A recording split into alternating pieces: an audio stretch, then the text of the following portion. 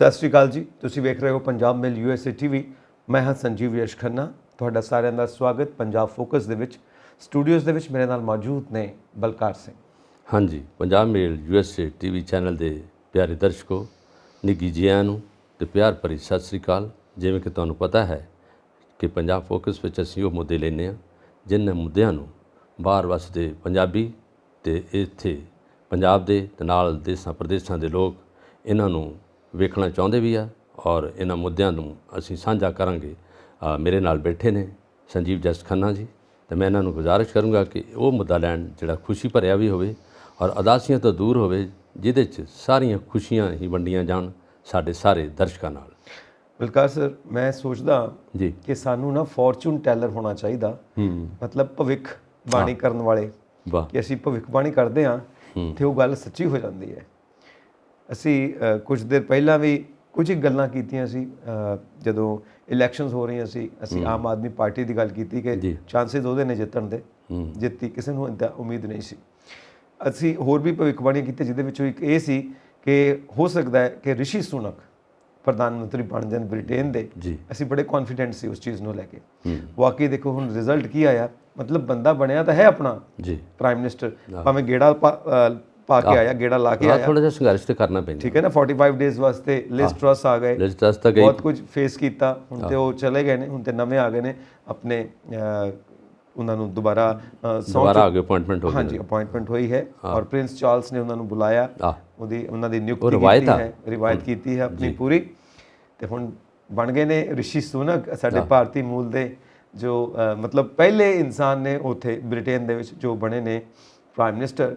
ਔਰ ਵਾਕਈ ਹੈਡਲਾਈਨਸ ਇਹੀ ਆ ਰਹੀਆਂ ਨੇ ਉਦੋਂ ਦੀਆਂ ਕਿ ਹੁਣ ਭਾਰਤੀ ਦੱਸਣਗੇ ਕਿ ਰਾਜ ਕਿਵੇਂ ਕਰੀਦਾ ਬ੍ਰਿਟੇਨ ਨੂੰ, ਕਿਉਂਕਿ ਬ੍ਰਿਟੇਨ ਨੇ ਸਾਡੇ ਉੱਤੇ ਤਕਰੀਬਨ 190 ਸਾਲ ਰਾਜ ਕੀਤਾ।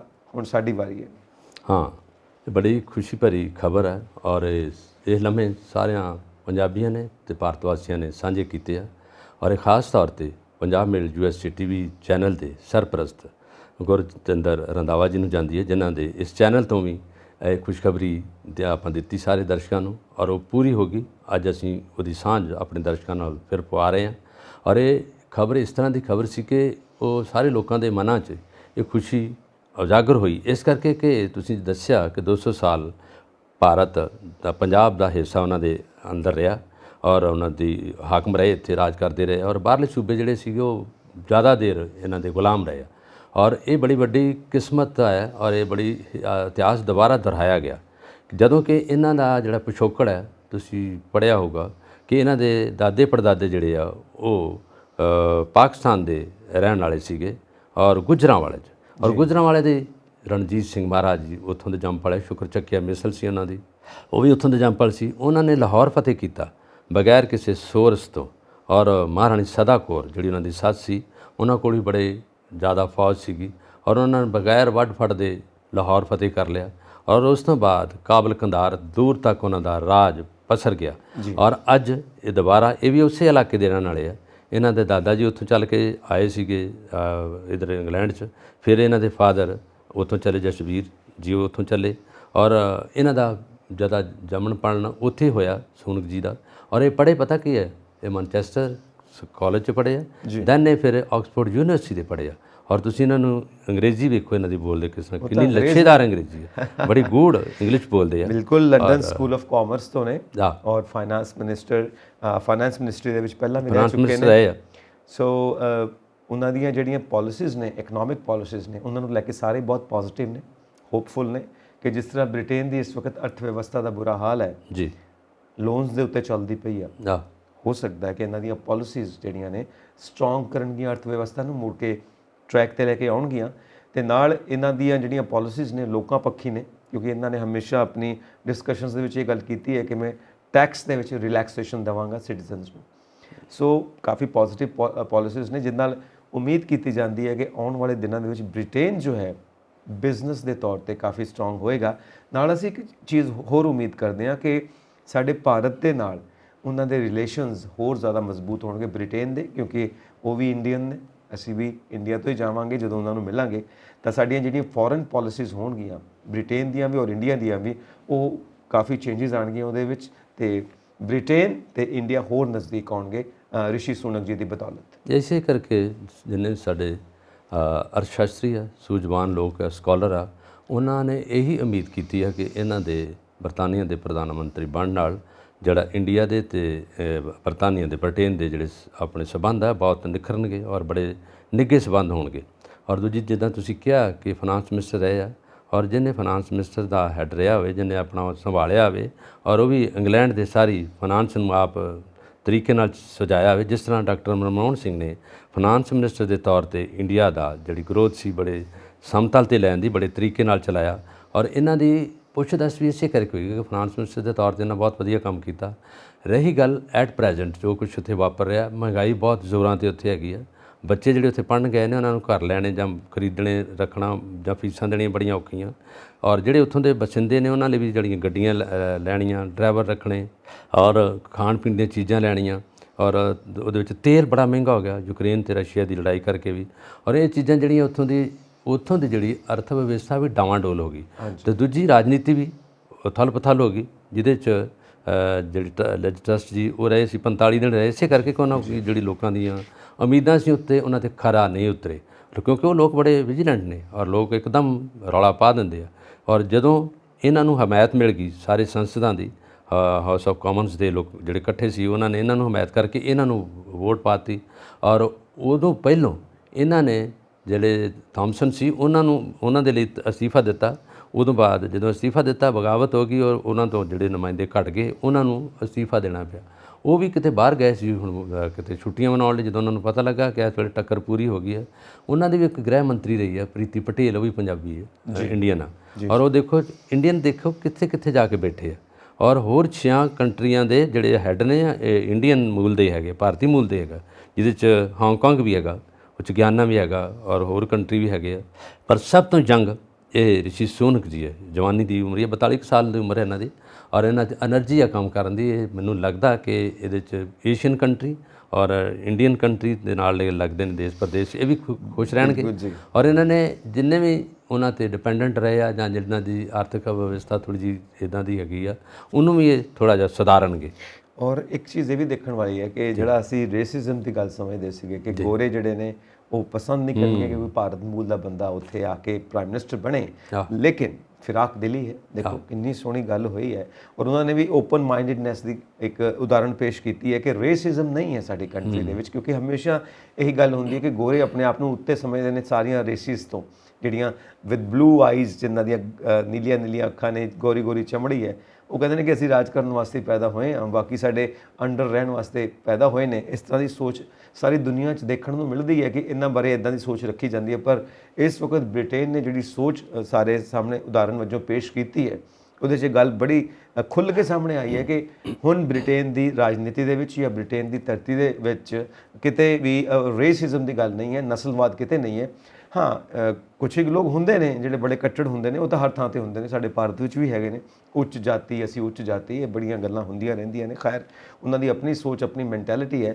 ਬਟ ਇੰਟਰਨੈਸ਼ਨਲ ਲੈਵਲ ਦੇ ਉੱਤੇ ਜੋ ਗ੍ਰੇਟ ਬ੍ਰਿਟੇਨ ਨੇ ਆਪਣੀ ਸੋਚ ਦਿਖਾਈ ਹੈ ਕਿ ਅਸੀਂ ਰੇਸਿਜ਼ਮ ਨੂੰ ਨਹੀਂ ਮੰਨਦੇ, ਅਸੀਂ ਕਾਬਲੀਅਤ ਨੂੰ ਮੰਨਦੇ ਹਾਂ। ਜੋ ਬੰਦਾ ਲਾਇਕ ਹੈ, ਸਾਡੇ ਦੇਸ਼ ਨੂੰ ਸੰਭਾਲ ਸਕਦਾ ਹੈ, ਅਸੀਂ ਆਪਣੇ ਦੇਸ਼ ਦੀ ਵਾਗਡੋਰ ਉਹਦੇ ਹੱਥਾਂ 'ਚ ਦੇਣੀ ਪਸੰਦ ਕਰਦੇ ਹਾਂ, ਭਾਵੇਂ ਉਹ ਭਾਰਤੀ ਮੂਲ ਦਾ ਹੀ ਕਿਉਂ ਨਹੀਂ ਹੈ। ਨਾ ਇਹਦੇ 'ਚ ਗੱਲ ਕਰਨੀ ਬਣਦੀ ਹੈ ਜਿਸ 'ਚ ਕਹੀ ਗਈ ਹੈ, ਜਿਸ 'ਚ ਵਿੰਸਟਨ ਚਰਚਲ ਸੀ, ਜਿਹੜੇ 2 ਵਾਰ ਉੱਥੋਂ ਦੇ ਬ੍ਰਿਟੇਨ ਦੇ ਪ੍ਰਧਾਨ ਮੰਤਰੀ ਰਹੇ ਆ, ਨੋਬਲ ਪ੍ਰਾਈਜ਼ ਵੀ ਜਿੱਤਿਆ ਉਹਨਾਂ ਨੇ। ਔਰ ਉਹਨਾਂ ਨੇ ਕਿਹਾ ਸੀਗਾ 1947 'ਚ ਕਿ ਭਾਰਤੀਆਂ ਨੂੰ ਜੇ ਅਸੀਂ ਵਾਗਡੋਰ ਦੇਤੀ ਤਾਂ ਇਹਨਾਂ 'ਚ ਕੈਪੇਬਿਲਿਟੀ ਨਹੀਂ, ਐਲੀਜੀਬਿਲਿਟੀ ਨਹੀਂ ਦੇਸ਼ ਨੂੰ ਚਲਾਉਣ ਦੀ। ਕਹਿੰਦੇ ਉਹ ਭਾਰਤੀਆਂ 'ਚ ਇੰਨੀ ਯੋਗਤਾ ਨਹੀਂ, ਇਹਨਾਂ ਨੂੰ ਅਸੀਂ ਦੇ ਤਾਂ ਦਿੰਦੇ ਹਾਂ, ਇਹਨਾਂ ਨੂੰ ਹਾਕਮ ਤਾਂ ਬਣਾ ਦਿੰਦੇ ਹਾਂ, ਪਰ ਇਹ ਨਹੀਂ ਚਲਾ ਸਕਣਗੇ। ਪਰ ਉਹ ਹਿਸਟਰੀ ਰਿਪੀਟ ਇਟਸੈਲਫ। ਦੁਬਾਰਾ ਦੇਖੋ ਉਹਨਾਂ ਦੇ ਕੰਟਰੀ ਦਾ, ਜਿੱਥੇ ਚਰਚਲ ਨੇ ਇਹ ਗੱਲ ਕਹੀ ਸੀ, ਉਹਨਾਂ ਦੇ ਦੇਸ਼ ਦਾ ਹੀ ਪ੍ਰਧਾਨ ਮੰਤਰੀ ਭਾਰਤੀ ਮੂਲ ਦਾ ਬਣਿਆ, ਜਿਨ੍ਹਾਂ ਨੇ ਉਹਨਾਂ ਦੇ ਦੇਸ਼ ਦੀ ਵਾਗਡੋਰ ਵੀ ਸੰਭਾਲ ਲਈ ਔਰ ਸਾਰਾ ਕੁਝ ਸੁਧਾਰ ਦੇਣਗੇ। ਜੋ ਇਹਨਾਂ ਕੋਲ ਨਹੀਂ ਸੁਧਰਿਆ ਗਿਆ, ਜੋ ਗੱਲ ਕਰਕੇ ਗਿਆ ਕਿ ਇੱਥੇ ਭਾਰਤ 'ਚ ਨਹੀਂ ਸੁਧਾਰ ਸਕਦੇ, ਇੱਥੇ ਤਾਂ ਚੱਲ ਪਿਆ ਰਵਾਂ ਸਾਰਾ ਪ੍ਰੋਗਰਾਮ, ਸਾਰਾ ਕੁਝ ਇੱਥੇ ਪ੍ਰਬੰਧ ਵਧੀਆ ਚੱਲਿਆ। ਪਰ ਜਿਹੜਾ ਉੱਥੋਂ ਦੇ ਇੰਗਲੈਂਡ ਦਾ ਸੀ ਪ੍ਰਬੰਧ, ਜਿਹੜਾ ਵਿਗੜਿਆ ਸੀ, ਹੁਣ ਇਹਨਾਂ ਨੇ ਸੁਧਾਰਨਾ। ਕਿਉਂਕਿ ਜਿਹੜੀ ਲਿਜ਼ ਟਰੱਸ ਸੀ ਉਹਦੇ ਕੋਲ ਤਾਂ ਚੱਲਿਆ ਨਹੀਂ, ਕੰਮ ਨਹੀਂ ਚੱਲਿਆ। ਇਹੀ ਗੱਲ ਹੈ ਕਿ 45 ਦਿਨਾਂ 'ਚ ਉਹਨੂੰ ਪਾਸੇ ਹੋਣਾ ਪਿਆ। ਉਸ ਤੋਂ ਬਾਅਦ ਜਿਹੜਾ ਜੌਨਸਨ ਸੀ, ਬੋਰਿਸ ਜੌਨਸਨ, ਉਹ ਵੀ ਉੱਥੋਂ ਆ ਗਏ।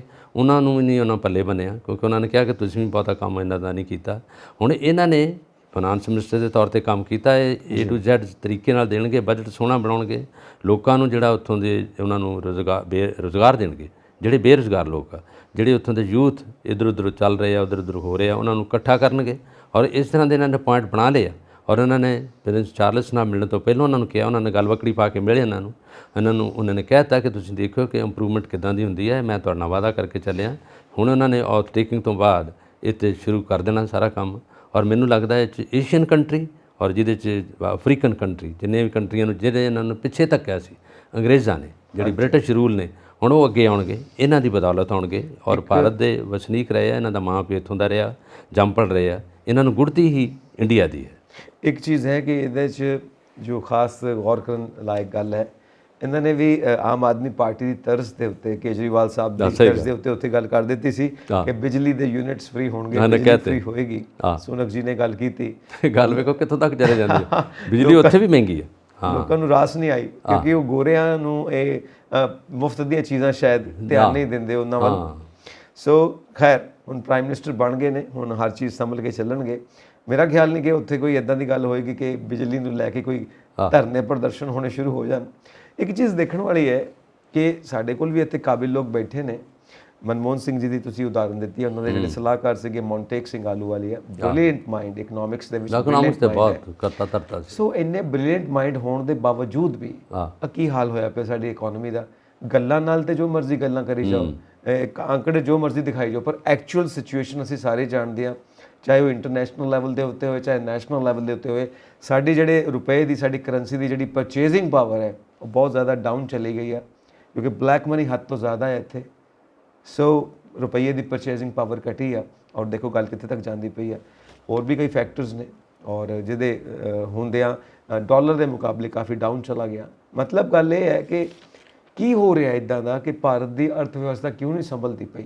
ਜਿਹੜੇ ਲੋਕ ਕਾਬਿਲ ਨੇ, ਸੰਭਾਲ ਸਕਦੇ ਨੇ, ਉਹਨਾਂ ਨੂੰ ਮੌਕਾ ਕਿਉਂ ਨਹੀਂ ਦਿੱਤਾ ਜਾਂਦਾ ਕਿ ਉਹ ਆ ਕੇ ਸੰਭਾਲਣ ਦੇਸ਼ ਦੀ ਅਰਥ ਵਿਵਸਥਾ ਨੂੰ। ਤੁਸੀਂ ਜਿੱਦਾਂ ਕਿਹਾ, ਜ਼ਿਕਰ ਕੀਤਾ ਡਾਕਟਰ ਮਨਮੋਹਨ ਸਿੰਘ ਦਾ, ਮਨਟੇਕ ਸਿੰਘ ਆਲੂਵਾਲੀਆ ਦਾ, ਔਰ ਉਹਦੇ 'ਚ ਪੰਜਾਬ 'ਚ ਵੀ ਬੈਠੇ ਨੇ ਸਰਦਾਰਾ ਸਿੰਘ ਜੌਹਲ, ਔਰ ਕਈ ਇਕਨੋਮਿਕਸ ਨੂੰ ਸਮਝਣ ਵਾਲੇ ਲੋਕ ਬੈਠੇ ਨੇ ਹਰ ਸੂਬੇ 'ਚ ਔਰ ਸੈਂਟਰ 'ਚ ਵੀ। ਜੇਕਰ ਇਹਨਾਂ ਦੀ ਕੋਈ ਸਲਾਹ ਮਸ਼ਵਰਾ ਲਿਆ ਜਾਵੇ ਤਾਂ ਸ਼ਾਇਦ ਇੱਥੋਂ ਦੀ ਜਿਹੜੀ ਇਸ ਵੇਲੇ ਜਿੱਥੇ ਅਰਥ ਵਿਵਸਥਾ ਸਥਿਰ ਹੋ ਗਈ ਆ, ਉਹ ਅੱਗੇ ਪਿੱਛੇ ਨਹੀਂ ਜਾ ਰਹੀ। ਔਰ ਲੋਕ ਮਹਿੰਗਾਈ ਦੀ ਮਾਰ 'ਚ ਵੀ ਆ, ਔਰ ਉਹਦੇ 'ਚ ਬੇਰੁਜ਼ਗਾਰੀ ਵੀ ਆ, ਉਹਦੇ 'ਚ ਸਾਡਾ ਮਨੀ ਇਨਫਲੇਸ਼ਨ ਵੀ ਹੋ ਗਿਆ, ਪੈਸਾ ਜ਼ਿਆਦਾ ਹੋ ਗਿਆ, ਚੀਜ਼ਾਂ ਦੇ ਰੇਟ ਵੱਧ ਗਏ। ਇਹਨਾਂ ਚੀਜ਼ਾਂ ਨੂੰ ਠੱਲ ਪਾਉਣ ਲਈ, ਰੋਕਣ ਲਈ ਜਿਹੜੇ ਅਰਥ ਸ਼ਾਸਤਰੀ ਆ ਉਹ ਸੁਝਾਅ ਦੇ ਸਕਦੇ ਆ। ਪਰ ਸੈਂਟਰ 'ਚ ਤੁਸੀਂ ਦੇਖੋ, ਜਿਹੜੇ ਵਿੱਤ ਮੰਤਰੀ ਨੇ ਸੀਤਾਰਮਨ ਜੀ, ਉਹ ਤਾਂ ਅੱਛੇ ਸਲਾਹਕਾਰ ਉਹਨਾਂ ਦੇ ਜਾਣਦੇ ਨੇ ਅੱਛਾ, ਪਰ ਉਹਨਾਂ ਕੋਲ ਇੰਨੇ ਹੋਰ ਲੋਕ ਨਹੀਂ ਜਿਹੜੇ ਹਿੰਦੁਸਤਾਨ ਦੀ ਅਰਥ ਵਿਵਸਥਾ ਨੂੰ ਸਮਝ ਸਕਣ। ਔਰ ਉਹਦੇ ਵਿੱਚ ਜਦੋਂ ਉਹਨਾਂ ਨੇ ਇੱਕ ਬਿਆਨ ਦੇ ਦਿੱਤਾ ਸੀ ਕਿ ਜਿਹਦੇ ਵਿੱਚ ਮਜ਼ਬੂਤ ਤਾਂ ਹੋ ਗਿਆ ਡਾਲਰ, ਔਰ ਇਹ ਰੁਪਈਏ ਨੂੰ ਵੀ ਕੋਈ ਇੱਦਾਂ ਦਾ ਨਹੀਂ ਹੋਇਆ, ਔਰ ਰੁਪਈਆ ਉੱਥੇ ਦਾ ਉੱਥੇ ਕਿਉਂਕਿ ਮਹਿੰਗਾਈ ਦੀ ਮਾਰ ਹੋ ਗਈ ਆ, ਪਰ ਰੁਪਈਆ ਸਾਡਾ ਕੋਈ ਬਹੁਤਾ ਥੱਲੇ ਡਿੱਗਿਆ ਨਹੀਂ ਗਾ। ਜਦੋਂ ਅਸੀਂ ਮਲਟੀਪਲਾਈ ਕਰਾਂਗੇ 82 ਰੁਪਏ ਇੱਕ ਡਾਲਰ ਨੂੰ 82 ਨਾਲ, ਤੇ ਇਹਦੀ ਕੀ ਵੈਲਿਊ ਰਹਿ ਜੂਗੀ। ਉਹ ਬੰਦੇ ਨੂੰ ਫਾਇਦਾ ਹੋਊਗਾ ਜਿਹੜਾ ਬੰਦਾ ਡਾਲਰ ਨੂੰ ਐਕਸਚੇਂਜ ਕਰ ਰਿਹਾ ਇੱਥੇ ਆ ਕੇ। ਐਕਸਪੋਰਟ ਕਰਾਂਗੇ, ਇੰਪੋਰਟ ਕਰਾਂਗੇ, ਸਾਨੂੰ ਘਾਟਾ ਹੋਏਗਾ। ਇੰਪੋਰਟ ਕਰਦੇ ਆ ਬਾਹਰੋਂ, ਸਾਨੂੰ ਵੱਧ ਪੈਸੇ ਦੇਣੇ, ਡਾਲਰ ਦੇ ਹਿਸਾਬ ਨਾਲ ਪੈਸੇ ਦੇਣੇ ਆ। ਐਕਸਪੋਰਟ ਕਰਾਂਗੇ ਤਾਂ ਸਾਨੂੰ ਘੱਟ ਪੈਸੇ ਮਿਲਣਗੇ।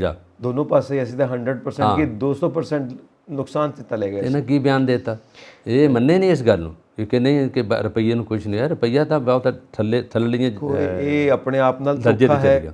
ਦੇਸ਼ ਵਾਸੀਆਂ ਨੂੰ ਤੁਸੀਂ ਕਨਵਿੰਸ ਕਰਨਾ ਚਾਹੁੰਦੇ ਹੋ। ਦੇਖੋ ਜੋ ਇਦਾਂ ਦੀ ਸੋਚ ਰੱਖਣੀ, ਮਤਲਬ ਕਿ ਜਿੱਦਾਂ ਤੁਸੀਂ ਬਿਆਨ ਕੀਤਾ ਹੈ, ਤਾਂ ਇਹ ਕੋਈ ਸਹੀ ਸੋਚ ਨਹੀਂ ਹੈ ਨਾ, ਕਿਉਂਕਿ ਇਹ ਤੁਸੀਂ ਆਪਣੇ ਆਪ ਨੂੰ ਖੁਦ ਹੀ ਮਤਲਬ ਕੰਟਰਾਡਿਕਟਰੀ ਜੀ ਗੱਲ ਹੈ। ਕਿਉਂਕਿ ਜੋ ਐਕਚੁਅਲ ਸਿਚੁਏਸ਼ਨ ਹੈ ਉਹ ਸਭ ਨੂੰ ਵਿਖਾਈ ਦੇ ਰਹੀ ਹੈ, ਤੁਸੀਂ ਉਹਦੇ ਵਿਪਰੀਤ ਗੱਲ ਕਰਦੇ ਪਏ ਹੋ। ਸਭ ਨੂੰ ਪਤਾ ਜਿਹੜੀ ਤੁਸੀਂ ਗੱਲ ਕਰਦੇ ਪਏ ਹੋ ਕੰਟਰਾਡਿਕਟਰੀ ਹੈ, ਕਿਉਂਕਿ ਅਸਲੀਅਤ ਜੋ ਹੈਗੀ ਉਹ ਸਭ ਦੇ ਸਾਹਮਣੇ ਹੈ। ਸੋ ਇਸ ਤਰ੍ਹਾਂ ਦੀਆਂ ਗੱਲਾਂ ਕਰਨ ਦਾ ਕੋਈ ਫਾਇਦਾ ਨਹੀਂ। ਜ਼ਰੂਰੀ ਇਹ ਹੈ ਕਿ ਜੋ ਅਸਲੀ ਹਾਲਾਤ ਨੇ ਉਹਨਾਂ ਨੂੰ ਦੇਖੋ ਔਰ ਉਹਦੇ ਮੁਤਾਬਿਕ ਪਾਲਿਸੀਜ਼ ਬਣਾ ਕੇ ਕੰਮ ਕਰੋ। ਮਤਲਬ ਇਹ ਕਿ ਜੇ ਬਿੱਲੀ ਸਾਹਮਣੇ ਹੈਗੀ ਤੇ ਕਬੂਤਰ ਅੱਖਾਂ ਬੰਦ ਕਰਕੇ ਬਹਿ ਜਾਵੇ, ਇਹ ਬਿੱਲੀ ਨਹੀਂ ਹੈਗੀ, ਇਹਦਾ ਮਤਲਬ ਇਹ ਨਹੀਂ ਹੈ ਕਿ ਬਿੱਲੀ ਨਹੀਂ ਹੈਗੀ, ਝਪੱਟਾ ਮਾਰੇਗੀ। ਸੋ ਉਹਦਾ ਇਲਾਜ ਕੀ ਹੈ, ਇਸ ਵੱਲ ਆਓ, ਨਾ ਕਿ ਤੁਸੀਂ ਸਿਰਫ ਇਹ ਗੱਲਾਂ ਕਰੋ ਕਿ ਇੱਦਾਂ ਦਾ ਕੁਝ ਨਹੀਂ ਹੋਇਆ ਜੀ, ਘਬਰਾਉਣ ਦੀ ਕੋਈ ਲੋੜ ਨਹੀਂ ਜੀ, ਅਰਥ ਵਿਵਸਥਾ ਇੱਥੇ ਹੈ ਜੀ, ਆંકੜੇ ਇੱਥੇ ਨੇ ਜੀ। ਨੋ, ਅਸੀਂ ਦੇਖਦੇ ਪਏ ਹਾਂ ਭੁੱਖਮਰੀ ਦੇ ਵਿੱਚ 105ਵੇਂ ਜਾਂ 107ਵੇਂ ਨੰਬਰ ਤੇ ਭਾਰਤ ਆ ਚੁੱਕਾ। ਸੋ ਹੋਰ ਕੀ ਐਵੀਡੈਂਸ ਚਾਹੀਦੀ, ਹੋਰ ਕੀ ਸਬੂਤ ਚਾਹੀਦੇ ਨੇ? ਇਹਨਾਂ ਦੇ ਬਿਆਨਾਂ ਤੇ ਗੱਲ ਜਿਹੜੀ ਆ ਉਹ ਉਦਾਰਤ ਨਹੀਂ ਰਹਿੰਦੀ, ਉਹ ਫੋਕੇ ਵਾਅਦੇ ਹੁੰਦੇ ਲੋਕਾਂ ਨਾਲ। ਲੋਕ ਪੜ੍ਹ ਲਿਖ ਗਏ, ਸਾਰੇ ਲੋਕ ਐਜੂਕੇਟਡ ਆ, ਔਰ ਲੋਕਾਂ ਨੂੰ ਪਤਾ ਕਿ ਇਸ ਵੇਲੇ ਜਿਹੜੀ ਸਾਡੀ ਅਰਥ ਵਿਵਸਥਾ ਕਿੱਥੇ ਖੜੀ ਆ, ਔਰ ਅਸੀਂ ਦੇਸ਼ ਦੇ ਜਿਹੜੇ ਲੋਕ ਨੇ ਉਹਨਾਂ ਨੂੰ ਪਤਾ ਕਿ ਅਸੀਂ ਜਦੋਂ ਬਾਹਰ ਜਾਵਾਂਗੇ ਉੱਥੇ ਕਮਾਵਾਂਗੇ ਡਾਲਰ, ਪਰ ਜਦੋਂ ਉਹਨਾਂ ਨੂੰ ਉੱਥੇ ਖਰਚਾਂਗੇ ਉਹਨਾਂ ਦਾ ਉੱਥੇ ਤਾਂ ਉਹਨਾਂ ਕੋਲ ਰੇਟ ਹੋਣਾ, ਪਰ ਜਦੋਂ ਮਲਟੀਪਲਾਈ ਕਰਾਂਗੇ ਇੱਥੇ ਲਿਆ ਕੇ, ਇੱਥੇ ਗੁਣਾਂ ਦੀ ਤਕਸੀਮ ਨਾਲ ਪੈਸਾ ਜ਼ਿਆਦਾ ਅੱਗੇ ਜਾਊਗਾ ਔਰ ਅਸੀਂ ਚੀਜ਼ਾਂ ਵਾਧੂ ਖਰੀਦਾਂਗੇ। ਲੋਕਾਂ ਨੂੰ ਪਤਾ ਵਿੱਤ ਮੰਤਰੀ ਦੇ ਬੋਲਣ ਨਾਲ ਜਾਂ ਜਿਹੜੇ ਉਹਨਾਂ ਦੇ ਸਲਾਹਕਾਰ ਉਹਨਾਂ ਦੇ ਬੋਲਣ ਨਾਲ ਇਹ ਨਹੀਂ ਹੁੰਦਾ ਕਿ ਅਸੀਂ ਬਹੁਤ ਚੜ੍ਹਦੀਆਂ ਕਲਾਂ 'ਚ ਆ ਗਏ ਹਾਂ। ਸਾਨੂੰ ਪਤਾ ਕਿ ਅਸੀਂ ਡਿਵੈਲਪਿੰਗ ਕੰਟਰੀ ਹਾਂ, ਅਸੀਂ ਡਿਵੈਲਪ ਕੰਟਰੀ ਨਹੀਂ ਹੈ ਕਿ ਜਿੱਥੇ ਉਹ ਦੇਸ਼ ਬੈਠੇ ਨੇ ਅਸੀਂ ਉੱਥੋਂ ਉਹਨਾਂ ਦੀ ਰੀਸ ਨਹੀਂ ਕਰ ਸਕਦੇ। ਜੇ ਹੁਣ ਪਾਉਂਡ ਦੀ ਗੱਲ ਕਰਾਂਗੇ ਤਾਂ ਪਾਉਂਡ 100 ਤੋਂ ਉੱਪਰ ਹੀ ਰਿਹਾ, ਥੱਲੇ ਆਇਆ ਹੀ ਨਹੀਂ। ਅਮਰੀਕਾ ਦਾ ਡਾਲਰ ਹਰ ਦੁਨੀਆ ਦੇ ਹਰ ਦੇਸ਼ 'ਚ ਚੱਲਦਾ, ਕਿਤੇ ਰੁਕਦਾ ਨਹੀਂ। ਜਦੋਂ ਵੀ ਬਾਹਰਲੇ ਦੇਸ਼ਾਂ ਜਾਂਦੇ ਲੋਕ ਅਮਰੀਕਾ ਦੇ ਡਾਲਰ ਜੇਬ 'ਚ ਪਾ ਕੇ ਲੈ ਕੇ ਜਾਂਦੇ, ਜਦੋਂ ਏਅਰਪੋਰਟ 'ਤੇ ਉਤਰਾਂਗੇ ਜੋ ਮਰਜ਼ੀ ਖਾਓ ਪੀਓ ਜਿੱਧਰ ਮਰਜ਼ੀ ਜਾਓ, ਔਰ ਉਹ ਖਰਚੇ ਲੈ ਕੇ ਜਾਂਦੇ ਆ। ਔਰ ਕਿਹਨਾਂ ਦੀ ਮਨੋਪਲੀ ਹੈ? ਉਹਨਾਂ ਲੋਕਾਂ ਦੀ, ਉਹਨਾਂ ਕੰਟਰੀ ਦੀ ਮਨੋਪਲੀ ਹੈ ਔਰ ਰਹਿਣੀ ਹੈ, ਉਹਨੂੰ ਨਹੀਂ ਕਦੀ ਤੋੜ ਸਕਦੇ। ਜੇ ਅਸੀਂ ਝੂਠੇ ਬਿਆਨ ਝੂਠੇ ਵਾਅਦੇ ਕਰਾਂਗੇ ਲੋਕਾਂ ਨਾਲ, ਤਾਂ ਲੋਕ ਪੜ੍ਹੇ ਲਿਖੇ ਨੇ, ਇਕਨੋਮਿਕਸ ਪੜ੍ਹੇ ਮੁੰਡੇ ਹੈਗੇ ਆ। ਇਸ ਵੇਲੇ ਯੂਥ ਨੂੰ ਤਾਂ ਸਾਰਾ ਪਤਾ, ਇਹ ਕੋਈ ਹਲਵਾ ਨਹੀਂ ਲੋਕ ਪਿੰਡਾਂ ਦੇ ਜਾਂ ਖਾਲਾਂ 'ਤੇ ਘਾਹ ਨਹੀਂ ਖੋਤ ਰਹੇ, ਉਹਨਾਂ ਨੂੰ ਸਭ ਪਤਾ ਹੈਗਾ ਕਿ ਇਹ ਕੀ ਬੋਲ ਰਹੇ ਨੇ ਤੇ ਅਸੀਂ ਕੀ ਸੋਚਣਾ। ਬਿਲਕੁਲ ਸਹੀ ਗੱਲ ਹੈ। ਇਹਦੇ ਨਾਲ ਜੁੜਦੀ ਹੋਈ ਇੱਕ ਹੋਰ ਚੀਜ਼ ਆਪਾਂ ਸਟੈਪ ਲੈ ਰਹੇ ਹਾਂ ਕਿ 2024 ਦੇ ਵਿੱਚ ਸ਼ਰਧਾਲੂਆਂ ਲਈ ਜੋ ਅਯੋਧਿਆ ਦੇ ਵਿੱਚ ਰਾਮ ਮੰਦਿਰ ਬਣਦਾ ਪਿਆ ਉਹ ਖੁੱਲ੍ਹ ਜਾਏਗਾ ਜੀ। ਹੁਣ ਇਹ ਟਾਈਮਿੰਗ ਦੇਖੋ, 2024 'ਚ ਰਾਮ ਮੰਦਿਰ ਖੁੱਲ੍ਹੇਗਾ ਤੇ 2024 ਦੇ ਵਿੱਚ ਸੈਂਟਰ ਦੀਆਂ ਇਲੈਕਸ਼ਨਸ ਨੇ। ਤੁਸੀਂ ਨਵ ਫੜ ਲਈ ਉਹੀ ਗੱਲ, ਤੇ ਹੁਣ 50% ਤਾਂ ਬਣਾਤਾ ਉਹਨਾਂ ਨੇ, ਔਰ 77 ਏਕੜ 'ਚ ਜਿਹੜਾ ਉਹ ਪੂਰਾ ਵਿਸ਼ਾਲ ਮੰਦਿਰ ਬਣਾ ਰਿਹਾ, ਔਰ ਉਹਦੀਆਂ ਮੂਰਤੀਆਂ ਅਜੇ ਤੱਕ ਜਿਹੜੀਆਂ ਪਹਿਲਾਂ ਤਾਂ ਮੂਰਤੀਆਂ ਪਹਿਲੀਆਂ ਰੱਖੀਆਂ ਹੁੰਦੀਆਂ ਸੀ, ਫਿਰ ਉਹਦਾ ਨਿਰਮਾਣ ਸ਼ੁਰੂ ਕੀਤਾ 2019 'ਚ।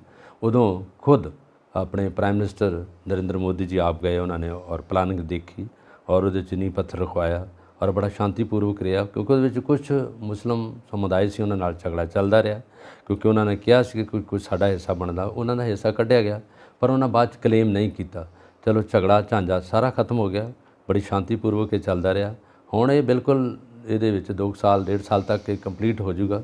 ਪਰ ਤੁਹਾਡੀ ਗੱਲ ਸਹੀ ਹੈ, ਮੈਂ ਉਸੇ ਗੱਲ 'ਤੇ ਆਉਣਾ ਚਾਹੁੰਦਾ ਕਿ 2024 ਦੇ ਨੇੜੇ ਉਹੀ ਹੈ। ਉਹਦੇ ਨਾਲ ਤੁਹਾਨੂੰ ਪਤਾ ਸਿਆਸੀ ਖੇਡ ਆ, ਉਹਦੇ ਨਾਲ ਤੁਹਾਨੂੰ ਪਤਾ ਕਿ ਇਲੈਕਸ਼ਨ ਵੀ ਆ ਰਹੀਆਂ ਲੋਕ ਸਭਾ ਦੀਆਂ, ਔਰ ਇਹਦੇ ਨਾਲ ਪੁਰਜ਼ੋਰ ਲੋਕਾਂ ਦਾ ਖਿਆਲ ਰਹੂਗਾ, ਕਿਉਂਕਿ ਇੰਨਾ ਵੱਡਾ ਨਿਰਮਾਣ ਕਰਤਾ, ਇੰਨਾ ਵੱਡਾ ਮੰਦਿਰ ਦੀ ਸਥਾਪਨਾ ਕਰ ਦਿੱਤੀ ਆ, ਔਰ ਜਿੰਨੀ ਕਮਿਊਨਿਟੀ ਹੈ ਪਾਰਟੀਕੁਲਰ ਇਹਨਾਂ ਦੇ ਨਾਲ ਜੁੜਦੀ, ਉਹ ਇਹਦੇ ਨਾਲ ਇਹਨੂੰ ਜੀ ਆਇਆਂ ਕਹੂਗੀ ਔਰ ਇਹਨਾਂ ਨਾਲ ਸਵਾਗਤ ਕਰੂਗੀ, ਇਹਦੇ ਨਾਲ ਜੁੜੇਗਾ ਵੋਟ ਬੈਂਕ। ਔਰ ਇਸ ਗੱਲ ਦੀ ਤੁਹਾਡੀ ਝੂਠ ਤਾਂ ਨਹੀਂ ਹੈਗੀ, ਇਹ ਸਾਰੇ ਜਿਹੜੇ ਸੂਝਵਾਨ ਸਿਆਸੀ ਲੀਡਰ ਨੇਤਾ ਉਹਨਾਂ ਨੂੰ ਪਤਾ ਹੈ, ਖਾਸ ਕਰਕੇ ਆਪੋਜੀਸ਼ਨ ਜਿਹੜੀ ਹੈਗੀ ਹੈ, ਜਿਹੜੀ ਵਿਰੋਧੀ ਪਾਰਟੀਆਂ, ਉਹਨਾਂ ਨੂੰ ਪਤਾ ਕਿ ਇਸ ਵੇਲੇ ਡੇਟ ਕਿਉਂ ਲੈ ਰਹੇ ਆ, ਔਰ ਉਸੇ ਡੇਟ ਦੇ ਵਿੱਚ ਹੀ ਹੈ ਜਦੋਂ ਕਿ ਰਿਜ਼ਲਟ ਆਉਣਾ, ਜਿਹਦੇ ਵਿੱਚ ਵੋਟਿੰਗ ਹੋਣੀ ਹੈ, ਜਿਹਦੇ ਵਿੱਚ ਸਾਰਾ ਕੁਝ ਹੋਣਾ, ਇਹ ਸਾਰਾ ਕਿਆਸ ਰਾਹੀਂ ਉਹਦੇ ਵਿੱਚ ਥੱਪੀਆਂ ਜਾਣੀਆਂ ਔਰ ਸਾਰਾ ਕੁਝ ਹੋ ਜਾਣਾ, ਤੇ ਫਿਰ ਤਖਤ ਹੋ ਸਕਦਾ ਕਿ ਬੀਜੇਪੀ ਦੇ ਹਵਾਲੇ ਹੋ ਜਾਏ। ਸੋ ਪੁਆਇੰਟ ਇਹ ਹੈ ਕਿ ਤੁਸੀਂ ਧਾਰਮਿਕ ਭਾਵਨਾਵਾਂ ਦੇ ਉੱਤੇ ਵੋਟ ਲੈਂਦੇ ਹੋ। ਹਾਂ, ਇੱਕ ਮੰਦਿਰ ਬਣਾਵਾਂਗੇ ਔਰ ਮੰਦਿਰ ਉਦੋਂ ਉਦਘਾਟਨ ਹੋਏਗਾ, ਉਦੋਂ ਖੋਲ੍ਹਿਆ ਜਾਏਗਾ ਜਦੋਂ ਇਲੈਕਸ਼ਨਸ ਆ ਜਾਣੀਆਂ ਨੇ, ਤਾਂ ਕਿ ਲੋਕ ਤੁਹਾਨੂੰ ਵੋਟ ਪਾਉਣ।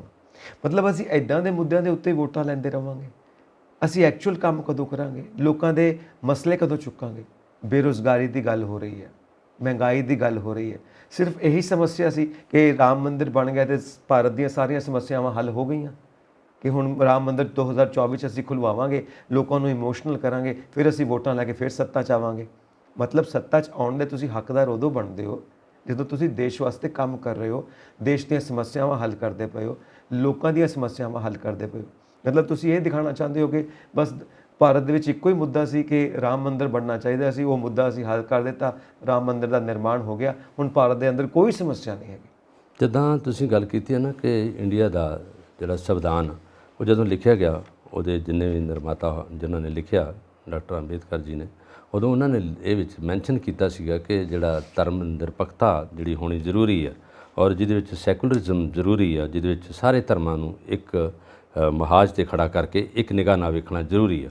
ਔਰ ਜਦੋਂ ਵਿਰੋਧੀ ਪਾਰਟੀਆਂ ਆ ਜਾਂਦੀਆਂ, ਜਦੋਂ ਇਹਨਾਂ ਕੋਲ ਸਿਆਸੀ ਮੁੱਦੇ ਖੜੇ ਹੋ ਜਾਂਦੇ ਵਿੱਚ, ਸਿਆਸਤ ਨੂੰ ਧਰਮ ਨਾਲ ਕਦੀ ਮੇਲਣਾ ਨਹੀਂ ਚਾਹੀਦਾ। ਸਿਆਸਤ ਇੱਕ ਵੱਖਰਾ ਪੈਂਤੜਾ, ਧਰਮ ਤੁਹਾਡਾ ਆਪਣੀ ਇੱਕ ਤੁਹਾਡਾ ਇਸ਼ਟ ਆ, ਜਿਹਦੇ 'ਚ ਤੁਸੀਂ ਉਹਦੇ 'ਚ ਆਪਣਾ ਸ਼ਾਂਤੀ ਲੈਣੀ ਹੈ, ਜਿਹਦੇ 'ਚ ਮਨ ਨੂੰ ਸਥਿਰ ਰੱਖਣਾ ਵਾ, ਜਿਹਦੇ 'ਚ ਲੋਕਾਂ ਦਾ ਭਲਾ ਕਰਨਾ। ਧਰਮ ਦੀ ਇੱਕ ਆਪਣਾ ਜਿਹੜਾ ਰਿਸ਼ਤਾ, ਇੱਕ ਆਪਣਾ ਸੰਬੰਧ ਹੁੰਦਾ। ਪਰ ਜੇ ਅਸੀਂ ਇਹਨੂੰ ਇਹਦੇ ਨਾਲ ਜੋੜਾਂਗੇ, ਧਰਮ ਨੂੰ ਤੇ ਇਹਦੇ ਨਾਲ ਜੋੜ ਰੱਖਾਂਗੇ, ਪਰ ਇਹਦੇ ਪਹਿਲਾਂ ਜੇ ਇਤਿਹਾਸ ਦੇਖੀ ਬਾਕੀ ਪਾਰਟੀਆਂ ਦਾ ਤਾਂ ਨਹੀਂ ਰਿਹਾ, ਕਾਂਗਰਸ ਦੇ ਵਿੱਚ ਧਰਮ ਘੱਟ ਰਿਹਾ, ਪਰ ਇਹ ਪਾਰਟੀ ਜਿਹੜੀ ਹੈ ਇਸ ਵੇਲੇ ਥੋੜ੍ਹਾ ਜਿਹਾ ਧਰਮ ਦੇ ਨਾਲ ਕਰਕੇ, ਔਰ ਉਹ ਮੂਲ ਮੁੱਦਾ ਇਹ ਬਣਾ ਦਿੰਦੇ ਆ ਜਿਹਦੇ ਨਾਲ ਸਾਰੀ ਵੋਟ ਇਹਨਾਂ ਦੇ ਝੋਲੀ 'ਚ ਆ ਪਵੇ। ਇਸ ਵੇਲੇ ਗੱਲ ਤਾਂ ਇਹੀ ਹੈ ਕਿ ਨਹੀਂ ਤਾਂ ਹੋਰ ਦਿਨ ਨਹੀਂ ਹੈਗਾ, ਨੀਅਰ ਟੂ ਇਲੈਕਸ਼ਨ ਕਿਉਂ ਕਰ ਰਹੇ ਆ। ਇਹ ਸਾਰਿਆਂ ਨੂੰ ਪਤਾ ਲੱਗ ਚੁੱਕਿਆ ਕਿ ਇਹਦਾ ਮਨਸ਼ਾ ਖਾਸ ਤੌਰ 'ਤੇ ਵੋਟ ਹੈ। ਬਿਲਕੁਲ ਹੈ। ਤੁਸੀਂ ਦੇਖੋ ਮਤਲਬ ਜਿਹਨੂੰ ਕਹਿੰਦੇ ਨਾ ਵਾਟ ਆ ਪੂਅਰ ਪਲਾਈਟ। ਤੁਸੀਂ ਰਾਮ ਜੀ ਦੀ ਸ਼ਖਸੀਅਤ ਕੀ ਹੈ? ਮਰਿਆਦਾ ਪੁਰਸ਼ੋਤਮ, ਇੱਕ ਆਦਰਸ਼। ਬਿਲਕੁਲ ਤੁਸੀਂ ਰਾਮ ਜੀ ਨੂੰ ਵੀ ਵਰਤਦੇ ਪਏ ਹੋ ਆਪਣੀ ਰਾਜਨੀਤੀ ਵਾਸਤੇ, ਉਹਨਾਂ ਦੀ ਸ਼ਖਸੀਅਤ ਨੂੰ ਵਰਤਦੇ ਪਏ ਹੋ। ਮਤਲਬ ਇਹ ਸੋਚਣ ਵਾਲੀ ਗੱਲ ਹੈ। ਰਾਮ ਨੂੰ ਵਰਤਿਆ, ਰਾਮ ਦੀ ਸ਼ਖਸੀਅਤ ਨੂੰ ਵਰਤਿਆ, ਰਾਮ ਦੀ ਮਹਿਮਾ ਨੂੰ ਵਰਤਿਆ, ਰਾਮ ਮੰਦਿਰ ਨੂੰ ਵਰਤਿਆ। ਗੱਲ ਤਾਂ ਇੱਕੋ ਹੀ ਆ ਗਈ ਕਿ ਤੁਸੀਂ ਰਾਮ ਰਾਜ ਦੀ ਗੱਲ ਕਰਕੇ ਲੋਕਾਂ ਦੀਆਂ ਭਾਵਨਾਵਾਂ ਨੂੰ ਵਰਤਦੇ ਪਏ ਹੋ, ਤੇ ਤੁਸੀਂ ਰਾਮ ਨੂੰ ਹੀ ਵਰਤਦੇ ਪਏ ਹੋ ਆਪਣੀਆਂ ਇਲੈਕਸ਼ਨਸ ਵਾਸਤੇ, ਇਲੈਕਸ਼ਨਸ ਜਿੱਤਣ ਵਾਸਤੇ। ਇਹ ਸ਼ੋਭਾ ਦਿੰਦਾ। ਸੋਚਣ ਵਾਲੀ ਗੱਲ ਇਹ ਹੈ ਕਿ ਤੁਸੀਂ ਕਿੰਨਾ ਕਾਦਰ ਸਤਿਕਾਰ ਕਰਦੇ ਹੋ ਮਹਾਪੁਰਸ਼ਾਂ ਦਾ। ਤੁਸੀਂ ਮਹਾਪੁਰਸ਼ਾਂ ਨੂੰ ਵੀ ਆਪਣੀਆਂ ਇਲੈਕਸ਼ਨਸ ਜਿੱਤਣ ਵਾਸਤੇ ਵਰਤਦੇ ਹੋ। ਟਾਈਮਿੰਗ ਉਹ ਰੱਖਦੇ ਹੋ ਕਿ ਇਲੈਕਸ਼ਨਸ ਹੋਣੀਆਂ ਨੇ, ਉਦੋਂ ਰਾਮ ਮੰਦਿਰ ਖੁੱਲ੍ਹਿਆ ਜਾਵੇ, ਲੋਕੀ ਭਾਵਨਾਵਾਂ 'ਚ ਆ ਕੇ ਤੁਹਾਨੂੰ ਵੋਟਾਂ ਪਾਉਣ, ਤੇ ਤੁਸੀਂ ਜਿੱਤ ਕੇ ਇੱਕ ਵਾਰੀ ਫਿਰ ਤੋਂ ਸੱਤਾ ਦੇ ਉੱਤੇ ਕਾਬਿਜ਼ ਹੋਵੋ, ਔਰ ਫਿਰ ਉਸ ਤੋਂ ਬਾਅਦ ਫਿਰ ਗੇਮਾਂ ਚੱਲਣ, ਕਿੱਥੋਂ ਦੀ ਸਰਕਾਰ ਗਿਰਾਉਣੀ ਹੈ, ਕਿੱਥੋਂ ਦੀ ਸਰਕਾਰ ਬਣਾਉਣੀ ਹੈ। ਜੇ ਸਿੱਧੀਆਂ ਇਲੈਕਸ਼ਨਸ ਨਹੀਂ ਜਿੱਤ ਸਕੇ ਤਾਂ ਫਿਰ ਬਾਈ ਇਲੈਕਸ਼ਨਸ ਕਰਵਾ ਦਿਓ, ਉੱਥੇ ਸਰਕਾਰ ਗਿਰਾ ਕੇ ਮੁੜ ਤੋਂ ਵੋਟਿੰਗ ਕਰਵਾ ਦਿਓ, ਫਿਰ ਅਸੀਂ ਆ ਜਾਈਏ, ਫਿਰ ਦੂਜੀ ਪਾਰਟੀ ਦੇ ਨੇਤਾਵਾਂ ਨੂੰ ਤੋੜੀਏ, ਉਹਨਾਂ ਨੂੰ ਆਪਣੇ ਨਾਲ ਜੋੜੀਏ, ਆਪਣੀ ਪਾਰਟੀ ਨੂੰ ਮਜ਼ਬੂਤ ਕਰੀਏ, ਦੂਜੇ ਦੀ ਪਾਰਟੀ ਨੂੰ ਅਸੀਂ ਕਮਜ਼ੋਰ ਕਰੀਏ। ਇਹੀ ਖੇਡਾਂ ਖੇਡੀ ਜਾਣੀਆਂ ਨੇ। ਕਿਸੇ ਪਾਰਟੀ ਨੂੰ ਪਾਰਟੀ ਖੇਡੀ ਜਾਓ, ਸੱਤਾ ਆਉਣਾ ਕਿੱਦਾਂ ਆਉਣਾ ਉਹ ਖੇਡੀ ਜਾਓ।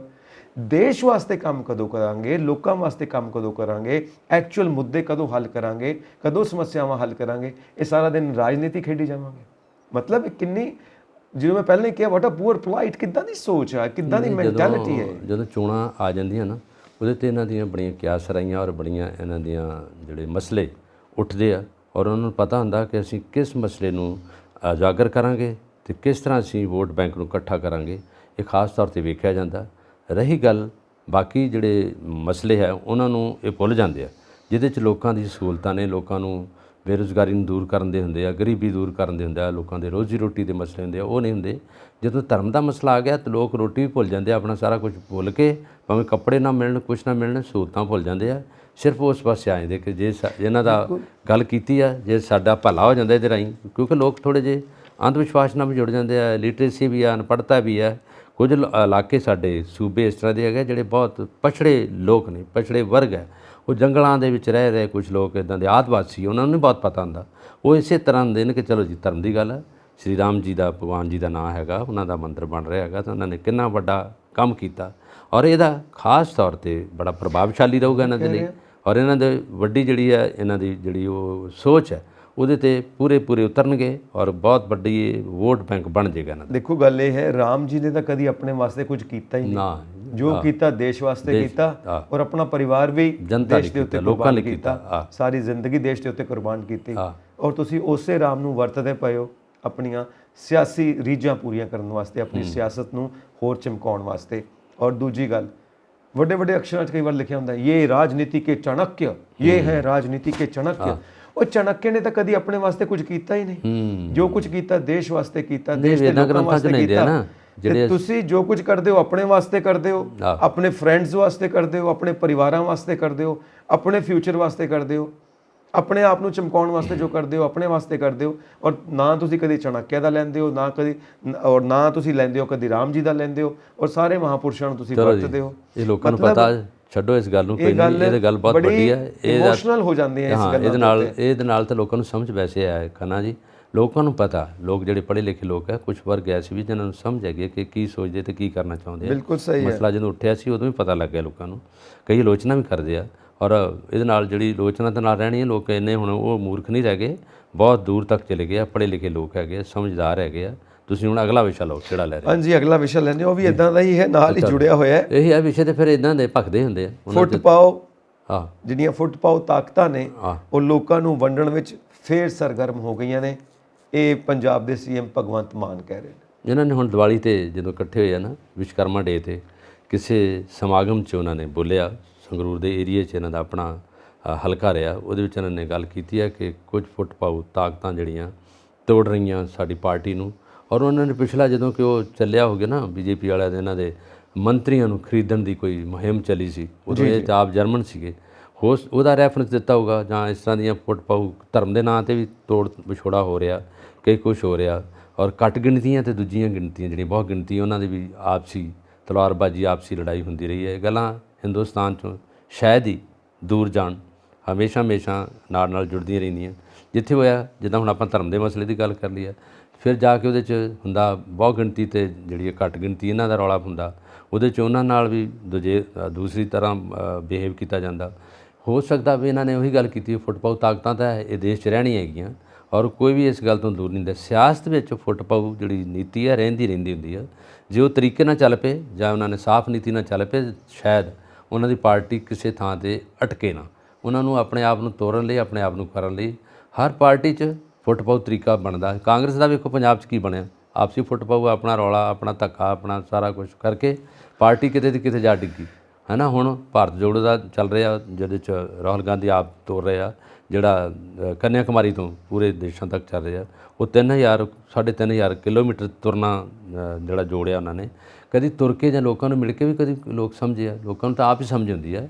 ਸਮਝੀ ਇਸ ਕਰਕੇ ਵੀ ਜੋ ਕੰਮ ਚੰਗੇ ਕੀਤੇ ਹੋਣ, ਜੇ ਕੰਮ ਹੀ ਉੱਦਾਂ ਦੇ ਕਰਨੇ ਆ ਤਾਂ ਫਿਰ ਤੁਹਾਨੂੰ ਲੋਕਾਂ ਨੇ ਮੂੰਹ ਨਹੀਂ ਲਾਉਣਾ। ਇਹ ਸਾਰੀਆਂ ਪਾਰਟੀਆਂ ਦਾ ਇੱਕ ਪ੍ਰਿੰਸੀਪਲ, ਇੱਕ ਸਿਧਾਂਤ ਹੈ। ਐਕਚੁਅਲੀ ਕੀ ਹੈਗਾ ਕਿ ਜਦੋਂ ਭਾਰਤ ਆਜ਼ਾਦ ਨਹੀਂ ਹੋਇਆ ਸੀ ਤਾਂ ਜੋ ਮਹਾਤਮਾ ਗਾਂਧੀ ਆਪਣੀ ਸਾਰੀ ਮੁਹਿੰਮ ਲੈ ਕੇ ਤੁਰਦੇ ਸੀ, ਉਹ ਇਦਾਂ ਹੀ ਤੁਰਦੇ ਸੀ, ਪਿੰਡ ਜਾਣਾ, ਪੈਦਲ ਜਾਣਾ, ਡਾਂਡੀ ਯਾਤਰਾ, ਲੋਕਾਂ ਨੂੰ ਨਾਲ ਜੋੜਨਾ, ਗੱਲਬਾਤ ਕਰਨੀ। ਇਹ ਉਸੇ ਹੀ ਪੈਟਰਨ ਦੇ ਉੱਤੇ ਤੁਰੇ ਨੇ। ਭਾਰਤ ਛੋੜੋ ਅੰਦੋਲਨ ਸੀ, ਇਹ ਭਾਰਤ ਜੋੜੋ ਅੰਦੋਲਨ ਚਲਾ ਦਿੱਤਾ, ਤੁਰੇ ਨੇ। ਬਟ ਉਦੋਂ ਰਿਕੁਆਇਰਮੈਂਟ ਸੀ, ਉਦੋਂ ਟੈਕਨੋਲੋਜੀ ਨਹੀਂ ਸੀ। ਖੈਰ ਠੀਕ ਹੈ, ਜੋ ਵੀ ਤੁਹਾਡੀ ਮਨਸ਼ਾ ਹੈ। ਇੱਕ ਵਾਰੀ ਸੁਨੀਲ ਦੱਤ ਸਾਹਿਬ ਨੇ ਵੀ ਸ਼ਾਂਤੀ ਮਾਰਚ ਕੀਤੀ ਸੀ ਮੁੰਬਈ ਤੋਂ ਲੈ ਕੇ ਸ਼੍ਰੀ ਹਰਿਮੰਦਰ ਸਾਹਿਬ ਤੱਕ। ਪੰਜਾਬ 'ਚ ਵੀ ਅੱਤਵਾਦ ਫੈਲਿਆ ਸੀਗਾ, ਸਾਰੇ ਪਾਸੇ ਦਾ ਰੌਲਾ ਸੀ, ਉਦੋਂ ਆਏ ਸੀਗੇ। ਉਹਨਾਂ ਦੀ ਬੇਟੀ ਨਾਲ ਸੀ, ਉਹਨਾਂ ਦੀ ਬੇਟੀ ਬਿਲਕੁਲ ਨਾਲ ਸੀਗੇ। ਸੋ ਉਹ ਇੱਦਾਂ ਪੁਰਾਣਾ ਪ੍ਰਚਲਨ ਵੀ ਰਿਹਾ। ਅੱਜ ਸੋਸ਼ਲ ਮੀਡੀਆ ਹੈਗਾ, ਤੁਸੀਂ ਸੋਸ਼ਲ ਮੀਡੀਆ ਦੇ ਜ਼ਰੀਏ ਹਰ ਥਾਂ ਪਹੁੰਚ ਸਕਦੇ ਹੋ। ਪਰ ਠੀਕ ਆ, ਤੁਸੀਂ ਇੱਕ ਮੁਹਿੰਮ ਚਲਾਈ ਹੋਈ ਹੈ, ਵਧੀਆ। ਹੁਣ ਉਹਦੇ ਰਿਜ਼ਲਟਸ ਵੀ ਵਧੀਆ ਆਉਣ ਤਾਂ ਹੀ ਕਹਾਂਗੇ ਕਿ ਜੋ ਤੁਸੀਂ ਕਰ ਰਹੇ ਹੋ ਉਹਦੇ ਰਿਜ਼ਲਟਸ ਵਧੀਆ ਆ ਰਹੇ ਨੇ। ਸੋ ਭਾਰਤ ਨੂੰ ਜੁੜਨਾ ਚਾਹੀਦਾ, ਕਿਉਂਕਿ ਅਸੀਂ ਹਮੇਸ਼ਾ ਦੇਖਦੇ ਹਾਂ ਜੋ ਵੱਡੇ ਮਹਾਪੁਰਸ਼ ਨੇ, ਜੋ ਸੂਫੀ ਸੰਤ ਫਕੀਰ, ਜਿਵੇਂ ਅਸੀਂ ਸਾਡੇ ਭਾਰਤ ਦੀ ਧਰਤੀ ਸੂਫੀ ਸੰਤਾਂ ਫਕੀਰਾਂ ਦੀ ਹੈ, ਅਸੀਂ ਧਰਮ ਦੀ ਗੱਲ ਕਰਦੇ ਹਾਂ ਜਦੋਂ, ਉਹ ਹਮੇਸ਼ਾ ਜੋੜਦੇ ਨੇ। ਜਿਵੇਂ ਸਾਡਾ ਗੀਤ ਵੀ ਹੈ ਨਾ, ਮਜ਼ਹਬ ਨਹੀਂ ਸਿਖਾਤਾ ਆਪਸ ਮੇਂ ਵੈਰ ਰੱਖਣਾ। ਤਾਂ ਵੈਰ ਰੱਖਣਾ ਤੇ ਮਜ਼ਹਬ ਨਹੀਂ ਸਿਖਾਉਂਦਾ। ਇਹ ਮਜ਼ਹਬ ਦਾ ਇਸਤੇਮਾਲ ਕਰਕੇ ਆਪਸ 'ਚ ਵੈਰ ਪੈਦਾ ਕਰਨ ਵਾਲੀਆਂ ਜਿਹੜੀਆਂ ਰਾਜਨੀਤਿਕ ਤਾਕਤਾਂ ਨੇ, ਇਹਨਾਂ ਨੇ ਹਮੇਸ਼ਾ ਹੀ ਆਪਣੀ ਖੇਡ ਖੇਡੀ ਹੈ ਅਤੇ ਭੋਲੇ ਭਾਲੇ ਲੋਕਾਂ ਨੂੰ ਵਰਗ ਲਾ ਕੇ, ਆਪਣੇ ਮਗਰ ਲਾ ਕੇ ਆਪਣੇ ਜਿਹੜੇ ਸਿਆਸੀ ਮਨਸੂਬੇ ਨੇ ਪੂਰੇ ਕੀਤੇ ਨੇ। ਔਰ ਉਹਦਾ ਖਾਮਿਆਜ਼ਾ ਅਸੀਂ ਭੁਗਤਿਆ। 1947 ਦੇ ਵਿੱਚ ਪਾਕਿਸਤਾਨ ਬਣਿਆ, ਭਾਰਤ ਬਣਿਆ। ਇਹ ਉਸੇ ਹੀ ਧਰਮ ਨੂੰ ਹੀ ਇਸਤੇਮਾਲ ਕਰਕੇ, ਉਸੇ ਹੀ ਪੈਟਰਨ ਦੇ ਉੱਤੇ ਸਭ ਕੁਝ ਕੀਤਾ ਗਿਆ ਔਰ ਹੁਣ ਤੱਕ ਵੀ ਉਹੀ ਚੱਲਦਾ ਪਿਆ। ਬਿਲਕੁਲ ਸਹੀ। ਸੋ ਇਹ ਮਾਨ ਜੀ ਬਿਲਕੁਲ ਠੀਕ ਗੱਲ ਕਹਿ ਰਹੇ ਨੇ, ਫੁੱਟ ਪਾਓ, ਰਾਜ ਕਰੋ। ਇਹ ਅੰਗਰੇਜ਼ਾਂ ਦੀ ਨੀਤੀ ਨਹੀਂ ਸੀ, ਇਹ ਇੱਥੋਂ ਦੀ ਸਿਆਸਤ ਦੀ ਵੀ ਇਹ ਨੀਤੀ ਹੈ। ਡਿਵਾਈਡ ਐਂਡ ਰੂਲ ਵਾਲੀ ਗੱਲ ਚੱਲਦੀ ਪਈ ਆ। ਸੋ ਅੱਗੇ ਆਪਾਂ ਚੱਲਦੇ ਹਾਂ। ਹੁਣ ਭਗਵੰਤ ਮਾਨ ਜੀ ਦੀ ਕੋਠੀ ਦੇ ਬਾਹਰ ਵੀ ਅੱਜ ਮੇਰਾ ਖਿਆਲ 2 ਹਫ਼ਤੇ ਹੋ ਚੁੱਕੇ ਨੇ, ਉੱਥੇ ਬੈਠੇ ਨੇ ਕਿਸਾਨ ਮੋਰਚੇ ਲਗਾ ਕੇ, ਅਤੇ ਉਹਨਾਂ ਨੇ ਉੱਥੇ ਹੀ ਦੀਵਾਲੀ ਮਨਾਈ ਹੈ। ਆਪਣੀਆਂ ਸ਼ਰਤਾਂ ਪੂਰੀਆਂ ਕਰਵਾਉਣੀਆਂ ਨੇ ਕਿ ਸਰਕਾਰਾਂ ਵਾਅਦੇ ਤਾਂ ਕਰਦੀਆਂ ਨੇ, ਪਰ ਵਾਅਦਿਆਂ ਦੇ ਮੁਤਾਬਿਕ ਮਤਲਬ ਵਾਅਦਾ ਖਿਲਾਫੀ ਹੋ ਜਾਂਦੀ ਹੈ, ਵਾਅਦੇ ਪੂਰੇ ਨਹੀਂ ਕਰਦੀਆਂ, ਵਾਅਦੇ ਨਿਭਾਉਂਦੀਆਂ ਨਹੀਂ ਹੈਗੀਆਂ। ਔਰ ਸਾਡੇ ਸਿਆਣੇ ਕਹਿੰਦੇ ਨੇ ਨਾ, ਵਾਅਦੇ ਅਕਸਰ ਟੁੱਟ ਜਾਂਦੇ ਨੇ। ਇਹ ਸੰਗਰੂਰ 'ਚ ਜਿਹੜਾ ਇਹਨਾਂ ਦਾ ਬੜਾ ਪੱਕਾ ਮੋਰਚਾ ਲੱਗਿਆ, ਜਿਹਦੇ 'ਚ ਇਹਨਾਂ ਨੇ ਦੀਵਾਲੀ ਉੱਥੇ ਮਨਾਈ ਆ। ਉਹ ਦੀਵਾਲੀ ਵੀ ਉਹਨਾਂ ਨੇ ਉਸੇ ਤਰ੍ਹਾਂ ਦੀ ਮਨਾਈ ਆ, ਜਿਹਦੇ 'ਚ ਨਾਅਰੇ ਆ ਔਰ ਉਹ 'ਚ ਮੰਗਾਂ, ਔਰ ਉਹਦੇ 'ਚ ਕਿਸਾਨ ਯੂਨੀਅਨ ਦੇ ਸਾਰੇ ਨੇਤਾ ਉੱਥੇ ਬੈਠੇ ਆ। ਔਰ ਇਹ ਖਾਸ ਤੌਰ 'ਤੇ ਇਸ ਤਰ੍ਹਾਂ ਦਾ ਲੱਗ ਰਿਹਾ ਜਿਸ ਤਰ੍ਹਾਂ ਇਹ ਅੰਦੋਲਨ ਦਿੱਲੀ ਦੀਆਂ ਸੜਕਾਂ 'ਤੇ ਸੀਗਾ, ਉਸੇ ਤਰ੍ਹਾਂ ਇਕੱਠੇ ਹੋ ਗਏ ਆ। ਔਰ ਮੇਰਾ ਖਿਆਲ 'ਚ ਜ਼ਿਆਦਾ ਇਹਨਾਂ ਦੀਆਂ ਮੰਗਾਂ ਨੇ ਜਿਹੜੀਆਂ ਘੱਟੋ ਘੱਟ ਸਮਰਥਨ ਮੁੱਲ ਆ, ਜਿਹਦੇ 'ਚ ਜਿਹੜੀਆਂ ਜਿਨਸਾਂ ਨੇ ਹੁਣ ਨਿਕਲੀਆਂ, ਇਹਦੇ 'ਚ ਘੱਟੋ ਘੱਟ 6 ਜਿਨਸਾਂ ਜਿਹੜੀਆਂ ਹਾੜੀ ਦੀਆਂ ਆ ਰਹੀਆਂ। ਉਹਦੇ 'ਚ ਇਹਨਾਂ ਨੇ ਸੈਂਟਰ ਨੇ ਰੇਟ ਤਾਂ ਵਧਾ ਦਿੱਤਾ, ਇਹਦੇ 'ਚ ਕਣਕ ਦਾ ਰੇਟ ਵੀ ਵਧਿਆ, ਮਸਰਾਂ ਦਾ, ਦਾਲਾਂ ਦਾ। ਪਰ ਕਿਸਾਨਾਂ ਨੇ ਕਿਹਾ ਕਿ ਸਾਨੂੰ ਇਹ ਪੂਰਾ ਨਹੀਂ ਹੋਇਆ, ਸਵਾਮੀਨਾਥਨ ਦੀ ਜਿਹੜੀ ਸਿਫਾਰਿਸ਼ ਉਹਦੇ ਆਧਾਰ 'ਤੇ ਸਾਨੂੰ ਮਿਲਣਾ ਚਾਹੀਦਾ। ਔਰ ਇਹਦੇ 'ਚ ਪੰਜਾਬ ਗੌਰਮੈਂਟ ਨੇ ਤਾਂ ਰੌਲਾ ਪਾਇਆ ਹੈ ਪਹਿਲਾਂ ਕਿ ਅਸੀਂ ਸੈਂਟਰ ਤੋਂ ਮਨਾਵਾਂਗੇ, ਕਰਾਂਗੇ, ਪਰ ਖਾਸ ਤੌਰ 'ਤੇ ਜਿਹੜੀ ਮੂੰਗੀ ਦੀ ਫਸਲ ਸੀ, ਉਹਦੇ ਦਾਲ ਸੀ, ਉਹਦਾ ਇਹ ਪੂਰਾ ਮੁੱਲ ਨਹੀਂ ਦੇ ਸਕੇ। ਉਹ ਵੀ ਕਿਸਾਨ ਇੱਥੋਂ ਨਾਰਾਜ਼ ਆ। ਔਰ ਕਿਸਾਨਾਂ ਦੀਆਂ ਸਿੱਧੀਆਂ ਮੰਗਾਂ ਸੀਗੀਆਂ, ਕੋਈ ਜ਼ਿਆਦਾ ਟੇਢੀਆਂ ਨਹੀਂ। ਉੱਥੇ ਤਾਂ ਜਿਹੜੇ ਇਹਨਾਂ ਦੇ ਕਾਨੂੰਨ ਸੀ ਕਾਲੇ, ਉਹਨਾਂ ਨੂੰ ਇਹਨਾਂ ਨੇ ਕੈਂਸਲ ਕਰਵਾਇਆ, ਜਿਹੜੇ ਬਣ ਚੁੱਕੇ ਸੀ ਇਹਨਾਂ ਦੇ ਵਿਰੁੱਧ। ਔਰ ਹੁਣ ਇੱਥੇ ਹੈਗੀ ਆ ਘੱਟੋ ਘੱਟ ਸਮਰਥਨ ਮੁੱਲ ਦੀ ਹੈਗੀ ਇਹਦੇ ਨਾਲ। ਫਿਰ ਪਰਾਲੀ ਦਾ ਮਸਲਾ ਜਿਹੜਾ ਹੈਗਾ, ਪਰਾਲੀ ਦਾ ਹੁਣ ਫਿਰ ਸਾੜਿਆ ਇਹਨਾਂ ਨੇ, ਜਿਹਦੇ 'ਚ ਦੀਵਾਲੀ 'ਤੇ ਵੀ ਬਹੁਤ ਲੋਕਾਂ ਨੇ ਪਰਾਲੀ ਸਾੜੀ ਫਿਰ ਦੁਬਾਰਾ। ਉਹਨਾਂ ਨੂੰ ਪਤਾ ਧੂੰਆਂ ਤਾਂ ਆ ਹੀ ਰਿਹਾ, ਅੱਗ ਤਾਂ ਬਾਲ ਹੀ ਰਹੀ ਹੈ ਸਾਰੇ ਪਾਸੇ, ਇਹਦਾ ਵੀ ਅੱਗ ਕੱਢਦੀ ਹੈ। ਉਹ ਇੱਦਾਂ ਦੀਆਂ ਚੀਜ਼ਾਂ ਜਿਹੜੀਆਂ ਹੈਗੀਆਂ ਉਹ ਸਾਰੀਆਂ ਕਿਸਾਨਾਂ ਨੇ ਮਨਵਾਉਣ ਦੀ ਕੋਸ਼ਿਸ਼ ਲਈ ਉੱਥੇ ਬੈਠੇ ਆ। ਪਰ ਇੱਕ ਉਹਨਾਂ ਨੇ ਹੋਰ ਵੀ ਕਹਿ ਦਿੱਤਾ ਕਿ 29 ਤਰੀਕ ਨੂੰ ਅਸੀਂ ਖਾਸ ਤੌਰ 'ਤੇ ਯੂਨਾਈਟ ਹੋ ਕੇ ਪੂਰਾ ਭਾਰਤ ਨੂੰ ਰੋਕਣ ਦਾ ਬੰਦ ਕਰਾਂਗੇ। ਔਰ ਇਹ ਹੁਣ ਪੰਜਾਬ ਗੌਰਮੈਂਟ ਦੇ ਕੰਨਾਂ 'ਚ ਤਾਂ ਗੱਲ ਚਲੇਗੀ, ਪਰ ਹੁਣ ਦੇਖਦੇ ਹਾਂ ਕਿ ਅੱਗੇ ਇਹ ਕੀ ਇਹਦਾ ਮਤਲਬ ਸਿੱਟਾ ਕੱਢਦੇ ਆ ਕਿ ਜਿਹੜਾ ਮੁੱਖ ਮੰਤਰੀ ਤੱਕ ਗੱਲ ਪਹੁੰਚੂਗੀ। ਉਹਨਾਂ ਨੂੰ ਚਾਹੀਦਾ ਕਿ ਉਹਨਾਂ ਦੇ ਕੁਝ ਨੁਮਾਇੰਦੇ ਜਿਹੜੇ ਹੈਗੇ ਆ ਉਗਰਾਹ ਸਾਹਿਬ ਨਾਲ ਨੇ, ਹੋਰ ਡਕੈਤ ਜੀ ਉਹਨਾਂ ਦੇ ਨਾਲ ਉੱਥੇ ਫੋਨ 'ਤੇ ਸੰਪਰਕ ਰੱਖਦੇ ਆ। ਇਹਨਾਂ ਨੂੰ ਚਾਹੀਦਾ ਕਿ ਮੁੱਖ ਮੰਤਰੀ ਨੂੰ ਕਿ ਉਹਨਾਂ ਦੇ ਕੁਝ ਨੁਮਾਇੰਦੇ ਬੁਲਾ ਕੇ ਉਹਨਾਂ ਨਾਲ ਚੰਡੀਗੜ੍ਹ ਗੱਲ ਕਰਨ, ਕਿਉਂਕਿ ਇੱਥੇ ਤਾਂ ਕਰਨਗੇ ਨਹੀਂ, ਕਿਉਂਕਿ ਇੱਥੇ ਤਾਂ ਨਿੱਜੀ ਉਹਨਾਂ ਦੀ ਕੋਠੀ ਆ। ਜਿਹੜੀ ਉਹਨਾਂ ਦਾ ਸਰਕਾਰੀ ਦਫ਼ਤਰ ਆ ਉਹਦੇ 'ਤੇ ਬੁਲਾ ਕੇ ਇਹਨਾਂ ਨੂੰ ਚਾਹੀਦਾ ਕਿ ਡੇਟ ਦੇ ਦੇਣ, ਔਰ ਅੱਜ ਨਹੀਂ ਕੱਲ੍ਹ ਨਹੀਂ ਡੇਟ ਤਾਂ ਦੇਣੀ ਪਊਗੀ। ਨੰਬਰ 2 ਜਿਹੜੀ ਗੱਲ ਹੈਗੀ, ਜਿੰਨੇ ਕਿਸਾਨ ਉੱਥੇ ਬੈਠੇ ਆ ਕੁਝ ਤਾਂ ਬਿਮਾਰ ਹੋ ਗਏ ਆ, ਸਰਦੀ ਵੀ ਸ਼ੁਰੂ ਹੋ ਗਈ ਆ, ਅਤੇ ਕਈ ਵਾਰੀ ਜਿੱਦਾਂ ਦਿੱਲੀ ਦੇ ਸੜਕਾਂ 'ਤੇ ਕਿੰਨੇ ਕਿਸਾਨ ਮਰ ਗਏ ਸੀ, ਉਹਨਾਂ ਨੂੰ ਜਿਹੜਾ ਪੰਜਾਬ ਗੌਰਮੈਂਟ ਨੇ ਕਿੰਨਾ ਕੁ ਸੰਭਾਲਿਆ ਅਤੇ ਕਿੰਨਾ ਉਹਨਾਂ ਦਾ ਇਲਾਜ ਕਰਾਇਆ ਅਤੇ ਕਿੰਨਾ ਉਹਨਾਂ ਨੂੰ ਪੈਸਾ ਦਿੱਤਾ। ਉਹ ਅਜੇ ਵੀ ਪਰਿਵਾਰ ਕਈ ਹੋਰ ਮੰਗਾਂ ਮੰਗਦੇ ਹੋਰ ਮੰਗਾਂ ਮੰਗਦੇ ਫਿਰ ਗਰੀਬੀ ਵੱਲ ਨੂੰ ਹੋ ਜਾਂਦੇ ਆ। ਪਰ ਮੇਰਾ ਖਿਆਲ ਇਹਨਾਂ ਨੂੰ ਇਹਨੂੰ ਥੋੜ੍ਹਾ ਜਿਹਾ ਰੋਕ ਲੈਣਾ ਚਾਹੀਦਾ। ਜੇ ਸਰਕਾਰ ਪੰਜਾਬ ਗੌਰਮੈਂਟ ਨੇ ਇਹਨੂੰ ਲਮਕਾਇਆ ਅਤੇ ਇਹਦੇ ਨਾਲ ਬਾਕੀ ਜਨਤਾ ਜਿਹੜੀ ਆ ਉਹ ਵੀ ਇਹਨਾਂ ਦੇ ਆਲੋਚਨਾ ਕਰੂਗੀ, ਇਹਨਾਂ ਦੇ ਉਲਟ ਹੋ ਜੂਗੀ, ਕਿਉਂਕਿ ਕਿਸਾਨਾਂ ਦੀ ਜਮਾਤ ਬਹੁਤ ਵੱਡੀ ਜਮਾਤ ਹੈ ਪੰਜਾਬ ਦੀ ਖਾਸ ਕਰਕੇ। ਔਰ ਇਹਨਾਂ ਦੀਆਂ ਮੰਗਾਂ ਤਾਂ ਕੋਈ ਖਾਸ ਨਹੀਂ, ਕਿਉਂਕਿ ਕੇਂਦਰ ਨੇ ਜਿਹੜੀਆਂ ਪੂਰੀਆਂ ਕਰਨਾ ਕੇਂਦਰ ਨੂੰ ਰਿਕਮੈਂਡ ਕਰ ਦੇਣ, ਜਿਹੜੀਆਂ ਪੰਜਾਬ ਨੇ ਕਰਨੀਆਂ ਕਰ ਦੇਣ। ਜਿੰਨਾ ਲਮਕਾਉਣਗੇ ਹੁਣ 14 ਦਿਨ ਤੁਸੀਂ ਦੱਸਿਆ ਹੋ ਗਏ ਆ, ਪਰ ਜੇ ਮਹੀਨਾ ਹੋ ਗਿਆ ਤਾਂ ਫਿਰ ਇਹ ਵੀ ਰੋਜ਼ ਆ ਜਾਣੇ, ਗੁੱਸੇ 'ਚ ਆ ਜਾਣੇ ਆ। ਪੰਜਾਬ ਸਰਕਾਰ ਦੇ ਵੀ ਕੁਝ ਪੱਲੇ ਨਹੀਂ ਰਹਿਣਾ ਅਤੇ ਇਹਨਾਂ ਨੇ ਤਾਂ ਮੰਗਣਾ ਹੀ ਆ। ਫਿਰ ਰੌਲਾ ਪਊਗਾ, ਪੰਜਾਬ ਪੁਲਿਸ ਅੱਗੇ ਆ ਜਾਊਗੀ, ਡਾਂਗ ਛੋਟਾ ਹੋਊਗਾ, ਖੂਨ ਖਰਾਬਾ ਹੋਊਗਾ, ਕਈ ਕੁਛ ਹੋਊਗਾ। ਅੱਗੇ ਵੀ ਕਿੰਨੀਆਂ ਚਿੱਟੇ ਮਾੜੇ ਨਿਕਲੇ ਆ। ਔਰ ਇਹਦਾ ਹੱਲ ਇਹੀ ਆ ਕਿ ਇਹਨਾਂ ਨਾਲ ਦੁਬਾਰਾ ਗੱਲਬਾਤ ਕਰਨ, ਕਿਉਂਕਿ ਕਿਸਾਨ ਖੇਤਾਂ ਦੇ ਬਾਦਸ਼ਾਹ ਨੇ, ਚਾਹੁੰਦੇ ਨੇ ਕਿ ਜੋ ਕੁਝ ਅਸੀਂ ਮੰਗ ਰਹੇ ਹਾਂ ਦਿੱਤਾ ਜਾਵੇ। ਇਹ ਤਾਂ ਨਹੀਂ ਮੰਗ ਰਹੇ ਪੈਸਾ ਦਿਓ, ਇਹ ਤਾਂ ਨਹੀਂ ਕਹਿੰਦੇ ਕਿ ਸਾਡਾ ਬਟੂਏ ਭਰ ਦਿਓ।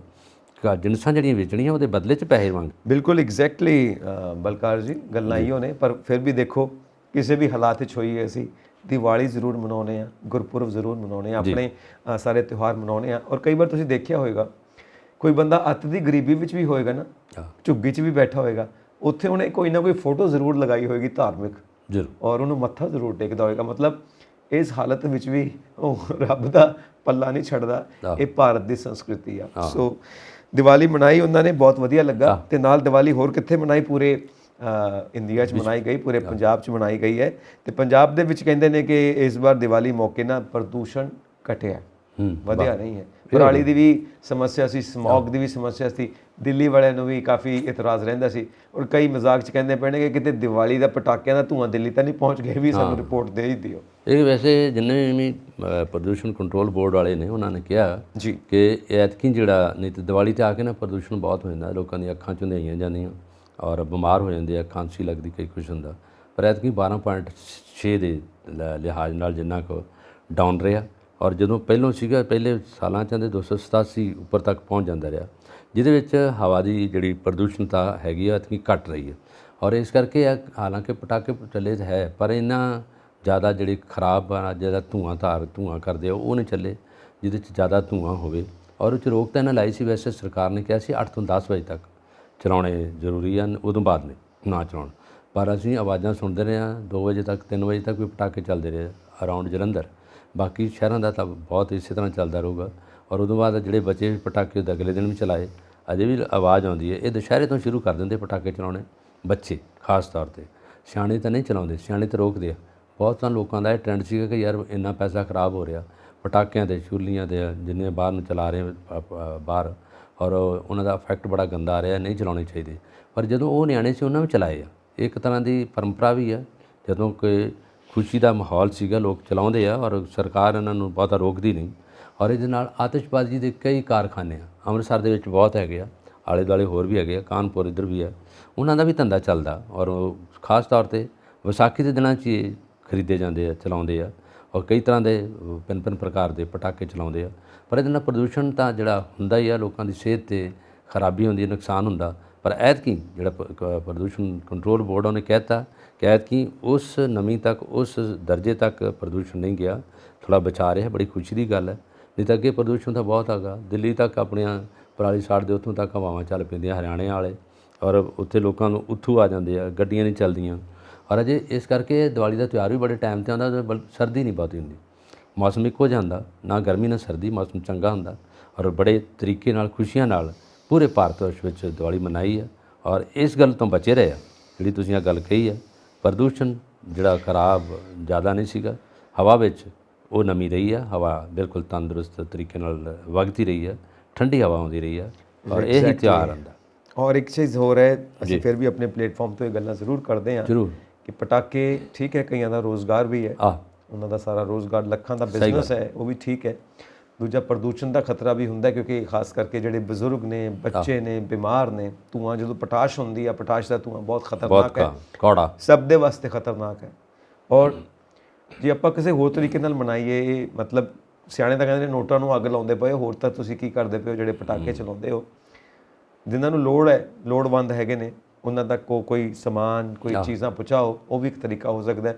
ਕਮ ਸੇ ਕਮ ਉਹਨਾਂ ਨੂੰ ਵੀ ਕੁਝ ਦਿਨਾਂ ਵਾਸਤੇ ਕੁਝ ਚੈਨ ਮਿਲੇ, ਕੁਝ ਚੀਜ਼ ਮਿਲੇ ਖਾਣ ਪੀਣ ਨੂੰ, ਜਾਂ ਕਮ ਸੇ ਕਮ ਇੱਕ ਦਿਨ ਵਾਸਤੇ ਹੀ ਸਹੀ, ਦੀਵਾਲੀ ਵਾਲੇ ਦਿਨ ਵਾਸਤੇ ਹੀ ਸਹੀ, ਉਹ ਬੱਚਿਆਂ ਨੂੰ ਜਿਹੜੇ ਗਰੀਬਾਂ ਦੇ ਨੇ ਜਾਂ ਗਰੀਬ ਝੁੱਗੀਆਂ ਨੇ, ਉੱਥੇ ਕੁਝ ਨਾ ਕੁਝ ਪਹੁੰਚੇ, ਕੁਝ ਨਾ ਕੁਝ ਖਾ ਪੀ ਲੈਣ। ਉਹ ਵੀ ਖੈਰ ਮਿਲ ਜੁਲ ਕੇ ਮਨਾਇਆ ਜਾਵੇ। ਪਰ ਵੈਸੇ ਮਠਿਆਈ ਵੰਡਦੇ ਆ ਲੋਕ, ਕਮਾਲ ਕਰਦੇ ਆ, ਇਹ ਤਾਂ ਹੈ। ਖਾਂਦੇ ਆ ਔਰ ਵੇਸਣ ਮੇਸੂ ਮਠਿਆਈ ਹਰ ਤਰ੍ਹਾਂ ਦੀ ਖਾਧੀ ਹੈ ਲੋਕਾਂ ਨੇ, ਡੱਬੇ ਗਏ ਲੋਕਾਂ ਦੇ ਘਰਾਂ 'ਚ, ਸੁਗਾਤਾਂ ਵੀ ਦਿੰਦੇ ਆ। ਬੜਾ ਅੱਛਾ ਤਿਉਹਾਰ ਆ, ਬੜਾ ਅੱਛਾ ਨਵੇਂ ਕੱਪੜੇ ਲੋਕ ਪਾਉਂਦੇ ਆ। ਕਈ ਵਾਰ ਇੱਕ ਮਜ਼ਾਕ ਵੀ ਹੁੰਦਾ ਕਿ ਜਦੋਂ ਇੱਕ ਘਰ ਦੇ ਵਿੱਚ ਨਾ ਬਹੁਤ ਸਾਰੇ ਡੱਬੇ ਆ ਜਾਂਦੇ ਨੇ, ਫਿਰ ਉਹਨਾਂ ਨੇ ਅੱਗੇ ਵੀ ਦੇਣੇ ਨੇ, ਫਿਰ ਜਿਹੜਾ ਉਧਰੋਂ ਡੱਬਾ ਆਇਆ ਉਹ ਦੂਜੇ ਘਰ ਦੇਣਾ, ਜਿਹੜਾ ਉਧਰੋਂ ਡੱਬਾ ਆਇਆ ਦੂਜੇ ਘਰ ਦੇਣਾ, ਖਰਾਬ ਹੁੰਦੇ ਆ ਨਾ, ਫਿਰ ਯੈਸ ਰੈਪਰ ਬਦਲ ਕੇ ਦੂਜੇ ਨੂੰ ਐਕਸਚੇਂਜ ਕਰਕੇ ਦੇ ਔਰ ਐਕਸਚੇਂਜ ਕਰਕੇ ਦਿੰਦੇ ਨੇ, ਰੈਪਰ ਬਦਲੀ ਜਾਂਦੇ ਨੇ। ਆਪਣੇ ਘਰ ਦੇ ਵਾਸਤੇ ਰੈਪਰ ਲਿਆ ਕੇ ਰੱਖੇ ਹੋਏ ਨੇ, ਰੈਪਰ ਚੜਾ ਕੇ ਬਦਲੀ ਜਾਂਦੇ ਨੇ। ਖਾ ਨਹੀਂ ਸਕਦੇ ਨੇ। ਐਂਡ ਆਫ ਦਾ ਡੇ ਕੀ ਹੁੰਦਾ ਹੈ?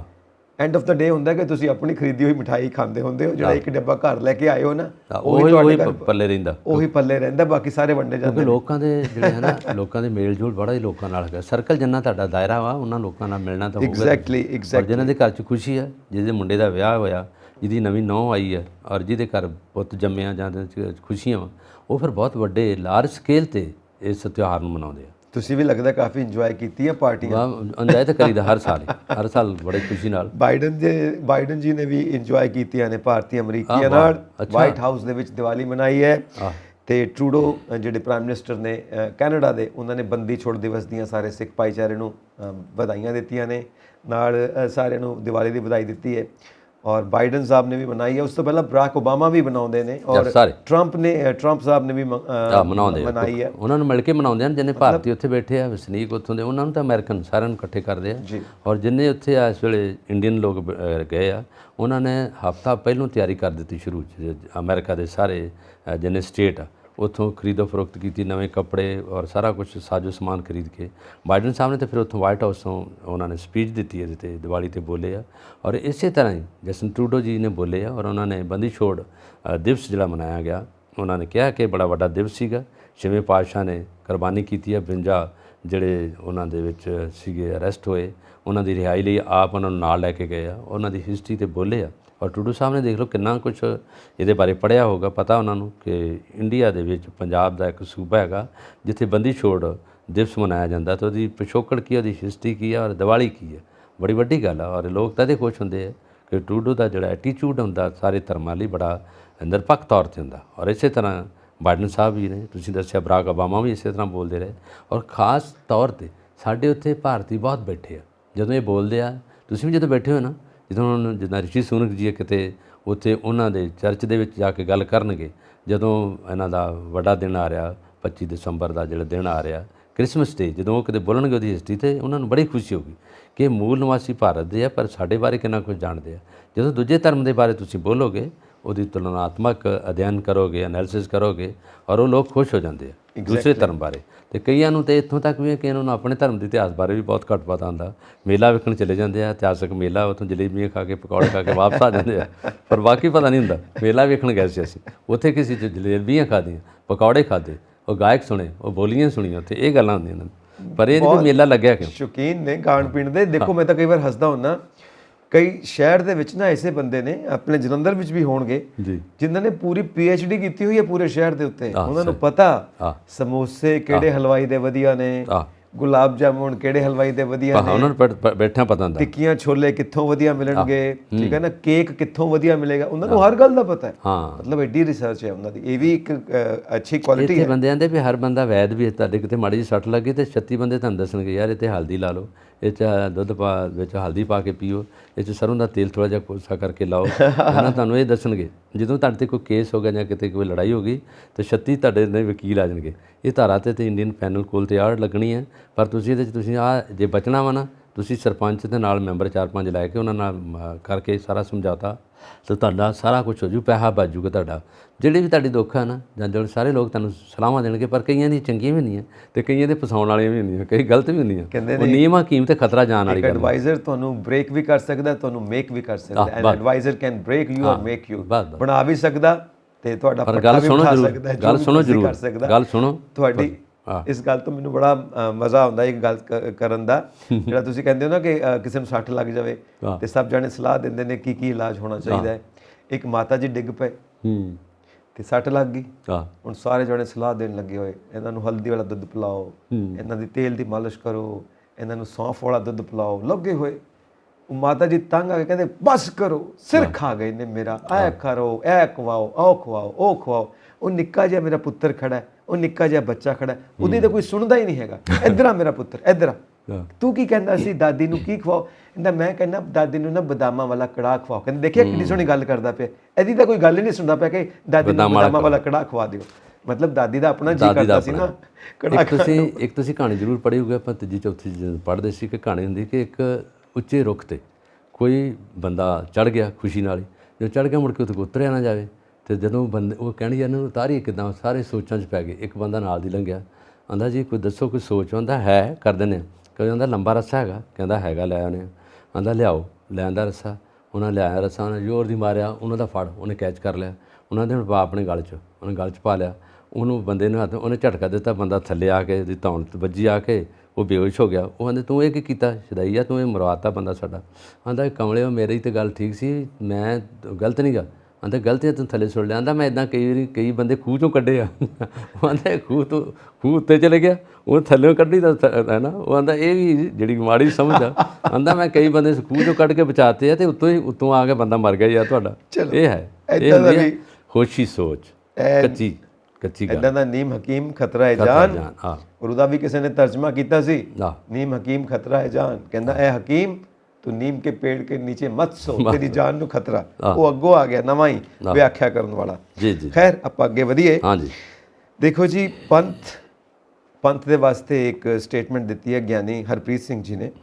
ਉਹ ਕਹਿੰਦੇ ਨੇ ਕਿ ਜੇ ਪੰਥ ਨੂੰ ਤੁਸੀਂ ਇਕਜੁੱਟ ਕਰਨਾ ਹੈ, ਉਸ ਦੇ ਲਈ ਸਿਰਫ ਸਿਆਸੀ ਕਾਰਵਾਈਆਂ, ਸਿਆਸੀ ਏਕਤਾ ਦੇ ਜ਼ਰੂਰੀ ਨਹੀਂ ਹੈ, ਉਹਦੇ ਨਾਲ ਹੋਰ ਕਿਸ ਚੀਜ਼ ਦੀ ਜ਼ਰੂਰਤ ਹੈ ਕਿ ਪੰਥਕ ਏਕਤਾ ਵੀ ਹੋਵੇ। ਅਕਾਲ ਤਖਤ ਸਾਹਿਬ 'ਤੇ ਸਾਰੇ ਜਾਣੇ ਆਉਣ, ਉੱਥੇ ਜਾ ਕੇ ਸਲਾਹ ਮਸ਼ਵਰਾ ਕਰਨ।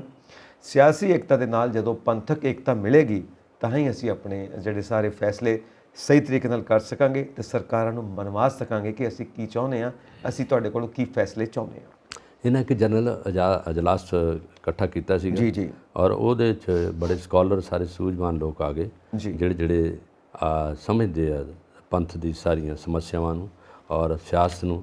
ਔਰ ਖ਼ਾਸ ਤੌਰ 'ਤੇ ਇਹਦੇ 'ਚ ਇਹਨਾਂ ਨੇ ਕਿਹਾ ਸੀਗਾ ਕਿ ਜਿਹਦੇ 'ਚ ਅਸੀਂ ਇਹ ਗੱਲ ਕਰਾਂਗੇ ਕਿ ਇਹਦੇ 'ਚ ਧਰਮ ਨੂੰ ਖਤਰੇ ਦੀ ਗੱਲ ਨਹੀਂ ਕਵਾਂਗੇ, ਕਿਉਂਕਿ ਸਰਬੱਤ ਦਾ ਭਲਾ ਮੰਗਣ ਵਾਲੇ ਅਸੀਂ ਸਾਰੇ ਲੋਕ ਹੈਗੇ ਹਾਂ। ਪਰ ਇਹਦੇ ਵਿੱਚ ਇਸ ਤਰ੍ਹਾਂ ਦੀ ਸਿਆਸਤ ਨਹੀਂ ਹੋਣੀ ਚਾਹੀਦੀ ਜਿਹਦੇ 'ਚ ਨਿੱਜੀ ਤੌਰ 'ਤੇ ਸਾਡਾ ਉਹਦੇ 'ਚ ਆਪਣਾ ਮਤਲਬ ਪੂਰਾ ਕਰਨ ਦੀ ਗੱਲ ਹੋਵੇ। ਜੇ ਅਸੀਂ ਗੱਲ ਕਰਾਂਗੇ ਤਾਂ ਸਾਰਿਆਂ ਦੇ ਸਾਂਝੀਵਾਲਤਾ ਦੀ ਗੱਲ ਕਰਾਂਗੇ, ਜੋ ਗੁਰਬਾਣੀ ਕਹਿ ਰਹੀ ਹੈ ਉਸ ਤਰੀਕੇ ਦੇ ਉਸ ਆਦੇਸ਼ ਨੂੰ ਪੂਰਾ ਕਰਾਂਗੇ। ਇਹ ਅਕਾਲ ਤਖਤ ਦੇ ਜਥੇਦਾਰ ਸਾਹਿਬ ਦਾ ਬਿਆਨ ਸੀਗਾ। ਉਹਨਾਂ ਨੇ ਕਿਹਾ ਸੀਗਾ ਕਿ ਅਸੀਂ ਸਿਆਸਤ ਨੂੰ ਇਹਦੇ ਵਿੱਚ ਨਾ ਘੋਟੀਏ ਜ਼ਿਆਦਾ, ਪੰਥ ਦੀ ਏਕਤਾ ਇਸ ਕਰਕੇ ਜ਼ਰੂਰੀ ਹੈ ਕਿ ਅਸੀਂ ਗੁਰੂ ਸਾਹਿਬ ਦੇ ਅਸੂਲਾਂ 'ਤੇ ਚੱਲੀਏ। ਜੋ ਕੁਛ ਉਹਨਾਂ ਨੇ ਅਸੂਲ ਦਿੱਤੇ ਨੇ, ਸਾਨੂੰ ਉਪਦੇਸ਼ ਦਿੱਤੇ ਨੇ, ਉਹਨਾਂ ਅਸੂਲਾਂ 'ਤੇ ਚੱਲ ਕੇ ਸਰਬੱਤ ਦਾ ਭਲਾ ਕਰਨ ਦਾ ਸੋਚੀਏ। ਔਰ ਇਹਦੇ ਨਾਲ ਜਿਸ ਅਸੀਂ ਇਲੈਕਸ਼ਨਾਂ ਦੇ ਵਿੱਚ ਪੈ ਜਾਵਾਂਗੇ, ਚੋਣਾਂ 'ਚ ਪੈ ਜਾਵਾਂਗੇ, ਦੂਜੀਆਂ ਗੱਲਾਂ ਕਰਾਂਗੇ, ਉਹ ਫਿਰ ਸਾਡਾ ਮਨਸ਼ਾ ਧਰਮ ਵੱਲ ਨਹੀਂ ਆਊਗਾ। ਅਸੀਂ ਪੰਥ ਦੇ ਜਿਹੜੇ ਕਾਜ ਨੇ ਜਾਂ ਇਹਨਾਂ ਨੂੰ ਯੂਨਾਈਟ ਕਰਨ ਲਈ ਅਸੀਂ ਉਹ ਕੰਮ ਕਰਨਾ ਕਿ ਪੰਥ ਦਾ ਜਿਹੜਾ ਆਉਣ ਵਾਲਾ ਰੁਤਬਾ ਵਾ ਜਾਂ ਇਹਨਾਂ ਪੰਥ ਨੇ ਕੀ ਕਰਨਾ ਇਕੱਠਿਆਂ ਹੋ ਕੇ, ਉਹਨੂੰ ਅਸੀਂ ਪਛਾਣੀਏ, ਉਹਦੇ ਲਈ ਗੱਲ ਕਰੀਏ। ਕਿਉਂਕਿ ਜਿਹੜੇ ਅਕਾਲ ਤਖਤ ਜਿਹੜੀ ਸੁਪਰੀਮ ਪਾਵਰ ਆ, ਉਹਨਾਂ ਦਾ ਹੁਕਮ ਮੰਨਣਾ ਸਾਰਿਆਂ ਲਈ ਬਹੁਤ ਜ਼ਰੂਰੀ ਹੋ ਜਾਂਦਾ। ਜੋ ਵੀ ਉੱਥੋਂ ਹੁਕਮ ਹੁੰਦਾ ਔਰ ਸਾਰੇ ਲੋਕ ਉਹਨੂੰ ਮੰਨ ਜਾਂਦੇ ਆ। ਔਰ ਉਹ ਹੁਕਮ ਇਸ ਤਰ੍ਹਾਂ ਦਾ ਹੁੰਦਾ ਕਿ ਸਾਰਿਆਂ ਲਈ ਇੱਕ ਸੁਰਤਾ ਵਾਲਾ ਹੁੰਦਾ। ਇਹ ਨਹੀਂ ਕਿ ਇੱਕ ਧਰਮ ਲਈ ਹੁੰਦਾ, ਕਿ ਇਹ ਨਹੀਂ ਕੇਵਲ ਸਿੱਖਾਂ ਲਈ ਹੁੰਦਾ, ਸਾਰੇ ਲੋਕਾਂ ਲਈ ਹੁੰਦਾ। ਔਰ ਜਿੰਨੀਆਂ ਕਮਿਊਨਿਟੀ ਹੁੰਦੀਆਂ ਸਰਵ ਵਿਆਪਕ ਜਿਹੜੀਆਂ ਗੱਲਾਂ ਉੱਥੋਂ ਹੁੰਦੀਆਂ, ਇਹਨਾਂ ਨੇ ਇਹ ਕਿਹਾ ਸੀ ਕਿ ਜਿਹੜਾ ਸਿਆਸਤ ਦੇ ਵਿੱਚ ਧਰਮ ਨੂੰ ਤੂੰ ਦੂਰ ਰੱਖੀ ਉਹਨੂੰ, ਜੇ ਪੰਥ ਦੀ ਗੱਲ ਕਰਦਾ ਤਾਂ ਪੰਥ ਸਾਰਿਆਂ ਦੀ ਸਰਵ ਵਿਆਪਕ ਗੱਲ ਕਰੇ। ਔਰ ਬੜਾ ਵੱਡਾ ਮਨਸ਼ੇ ਨਾਲ ਗੱਲ ਚੱਲੀ ਆ ਔਰ ਜਨਰਲ ਅਜਲਾਸ 'ਚ ਸਾਰੀਆਂ ਗੱਲਾਂ ਹੋਈਆਂ ਔਰ ਇਹਦੇ ਨਾਲ ਜਿੰਨੇ ਸਕਾਲਰ ਨੇ ਉਹਨਾਂ ਨੇ ਆਪਣੇ ਜਿਹੜੇ ਆ ਪੁਆਇੰਟ ਦਿੱਤੇ ਔਰ ਪੁਆਇੰਟ ਨੋਟ ਕੀਤੇ ਗਏ ਔਰ ਜਿੰਨੇ ਪੰਜਾਬ ਦੇ ਜਿਹੜੇ ਵਸਦੇ ਰਸਤੇ ਘਰ ਸੀ ਉਹਨਾਂ ਦੇ ਲੋਕ ਆਏ, ਉਹਨਾਂ ਦੀ ਬਿਆਨਬਾਜ਼ੀ ਹੋਈ ਔਰ ਉਹ ਮੁੱਦਾ ਅਜੇ ਵੀ ਵਿਚਾਰ ਅਧੀਨ ਹੈ ਸਾਰੇ। ਬਿਲਕੁਲ ਜੀ, ਵਿਚਾਰ ਅਧੀਨ ਹੈ ਔਰ ਵਾਕਈ ਹੀ ਦੇਖੋ ਨਾ, ਇੱਕ ਸਿੰਪਲ ਗੱਲ ਇਹ ਹੈ ਕਿ ਜਿਵੇਂ ਸਾਂਝੀਵਾਲਤਾ ਦਾ ਸੰਦੇਸ਼ ਹਮੇਸ਼ਾ ਪੰਜਾਬ ਦੀ ਧਰਤੀ ਤੋਂ ਜਾਂਦਾ, ਪੂਰੇ ਭਾਰਤ ਵਿੱਚ ਜਾਂਦਾ, ਪੂਰੀ ਦੁਨੀਆ ਵਿੱਚ ਜਾਂਦਾ ਜੀ। ਸੋ ਇੱਕ ਸਿੱਧੀ ਸਾਦੀ ਗੱਲ ਇਹ ਹੈ ਕਿ ਜਦੋਂ ਤੱਕ ਏਕਤਾ ਨਹੀਂ ਹੋਏਗੀ, ਯੂਨਿਟੀ ਨਹੀਂ ਹੋਏਗੀ, ਸਾਰੇ ਇੱਕ ਨਹੀਂ ਹੋਣਗੇ, ਬਿਲਕੁਲ, ਉਦੋਂ ਤੱਕ ਕੁਝ ਵੀ ਨਹੀਂ ਹੋ ਸਕਦਾ। ਅਸੀਂ ਅਕਸਰ ਹਮੇਸ਼ਾ ਇਹੀ ਗੱਲ ਕਰਦੇ ਰਹਿੰਦੇ ਹਾਂ ਕਿ ਚਾਹੇ ਅਸੀਂ ਧਾਰਮਿਕ ਗੱਲਾਂ ਕਰੀਏ, ਚਾਹੇ ਅਸੀਂ ਕ੍ਰਾਂਤੀਕਾਰੀ ਸ਼ਹੀਦ ਆਜ਼ਮ ਭਗਤ ਸਿੰਘ ਔਰ ਇਸ ਤਰ੍ਹਾਂ ਜੋ ਸਾਰੇ ਕ੍ਰਾਂਤੀਕਾਰੀ ਨੇ ਉਹਨਾਂ ਦੀ ਗੱਲ ਕਰੀਏ, ਉਹਨਾਂ ਨੇ ਵੀ ਇਹ ਗੱਲ ਕਹੀ ਕਿ ਸਭ ਨੂੰ ਆਪਸ 'ਚ ਜੋੜਨਾ ਹੀ ਕ੍ਰਾਂਤੀ ਹੈ। ਇਹ ਨਹੀਂ ਕਿ ਕ੍ਰਾਂਤੀ ਦੇ ਵਿੱਚ 10-12 ਜਾਂ 10-20 ਹਜ਼ਾਰ ਲੋਕਾਂ ਦੀ ਜਾਨ ਚਲੀ ਜਾਵੇ, ਉਹ ਕ੍ਰਾਂਤੀ ਇੱਦਾਂ ਦੇ। ਫਿਰ 1947 ਜਦੋਂ 10 ਲੱਖ ਲੋਕ ਮਾਰੇ ਗਏ ਬਟਵਾਰੇ ਵੇਲੇ, ਉਹ ਸਭ ਤੋਂ ਵੱਡੀ ਕ੍ਰਾਂਤੀ ਹੋਣੀ ਚਾਹੀਦੀ। ਉਹ ਕ੍ਰਾਂਤੀ ਥੋੜ੍ਹਾ ਹੈ, ਉਹ ਤਾਂ ਖੂਨ ਖਰਾਬਾ ਹੈ। ਇਸ ਕਰਕੇ ਜਾਨ ਨਾ ਜਾਵੇ ਕਿਸੇ ਦੀ। ਕ੍ਰਾਂਤੀ ਦਾ ਮਤਲਬ ਇਹ ਨਹੀਂ ਕਿ ਜਾਨ ਨਹੀਂ ਜਾਣੀ ਚਾਹੀਦੀ ਕਿਸੇ ਦੀ। ਸਭ ਨੂੰ ਇਕੱਠਾ ਕਰੋ, ਇੱਕ ਸੋਚ ਹੋਵੇ ਸਾਰਿਆਂ ਦੀ ਔਰ ਇਕੱਠੇ ਮਿਲ ਕੇ ਆਪਣੇ ਸਮਾਜ ਲਈ ਕੰਮ ਕਰੋ, ਇਸ ਨੂੰ ਕਹਿਣਗੇ ਕ੍ਰਾਂਤੀ। ਵਾਕਈ ਅਸੀਂ ਜਦੋਂ ਤੱਕ ਏਕਤਾ ਨਹੀਂ ਹੋਏਗਾ, ਪੁਆਇੰਟ ਉਹਨਾਂ ਨੇ ਡਿਸਕਸ ਕੀਤੇ ਆ। ਬਿਲਕੁਲ ਸਹੀ ਸੋਚ ਤਾਂ ਹੀ ਜਿਹੜੇ ਹੈਗੇ, ਕਿਉਂਕਿ ਇਸ ਕਰਕੇ ਕਿਉਂਕਿ ਉੱਥੇ ਉਹਦੇ ਵਿੱਚ ਬੜੇ ਸਕਾਲਰ ਲੋਕ ਆਏ ਸੀ, ਸੂਝਵਾਨ ਆਏ ਸੀਗੇ, ਧਾਰਮਿਕ ਨੇਤਾ ਆਏ ਸੀ, ਉਹਨਾਂ 'ਚ ਸਾਰਿਆਂ ਨੇ ਗੱਲਾਂ ਕੀਤੀਆਂ ਇਕੱਠੇ ਹੋ ਕੇ।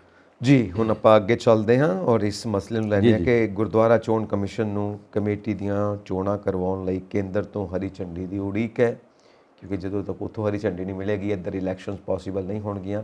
ਮੇਰਾ ਖਿਆਲ 10-12 ਸਾਲ ਹੋ ਚੁੱਕੇ ਨੇ ਇਲੈਕਸ਼ਨਸ ਹੋਏ ਨੂੰ। ਹਾਂ, 11 ਸਾਲ ਹੋ ਗਿਆ। 11 ਸਾਲ 1911 ਦੇ ਵਿੱਚ ਸ਼ੁਰੂ ਹੋਇਆ ਔਰ ਇਹਦੇ ਵਿੱਚ ਇਹ ਮਸਲਾ ਬੜਾ ਲੰਬਾ ਸੀਗਾ। ਇਹ ਜਿਹੜਾ ਜਗਤਾਰ ਸਿੰਘ ਸਿੱਧਵਾਂ ਨੇ, ਕੁਲਤਾਰ ਸਿੰਘ ਸਿੱਧਵਾਂ ਜਿਹੜੇ ਪੰਜਾਬ ਵਿਧਾਨ ਸਭਾ ਦੇ ਸਪੀਕਰ ਨੇ, ਉਹਨਾਂ ਨੇ ਮੁੱਦਾ ਅੱਗੇ ਲਿਆਂਦਾ।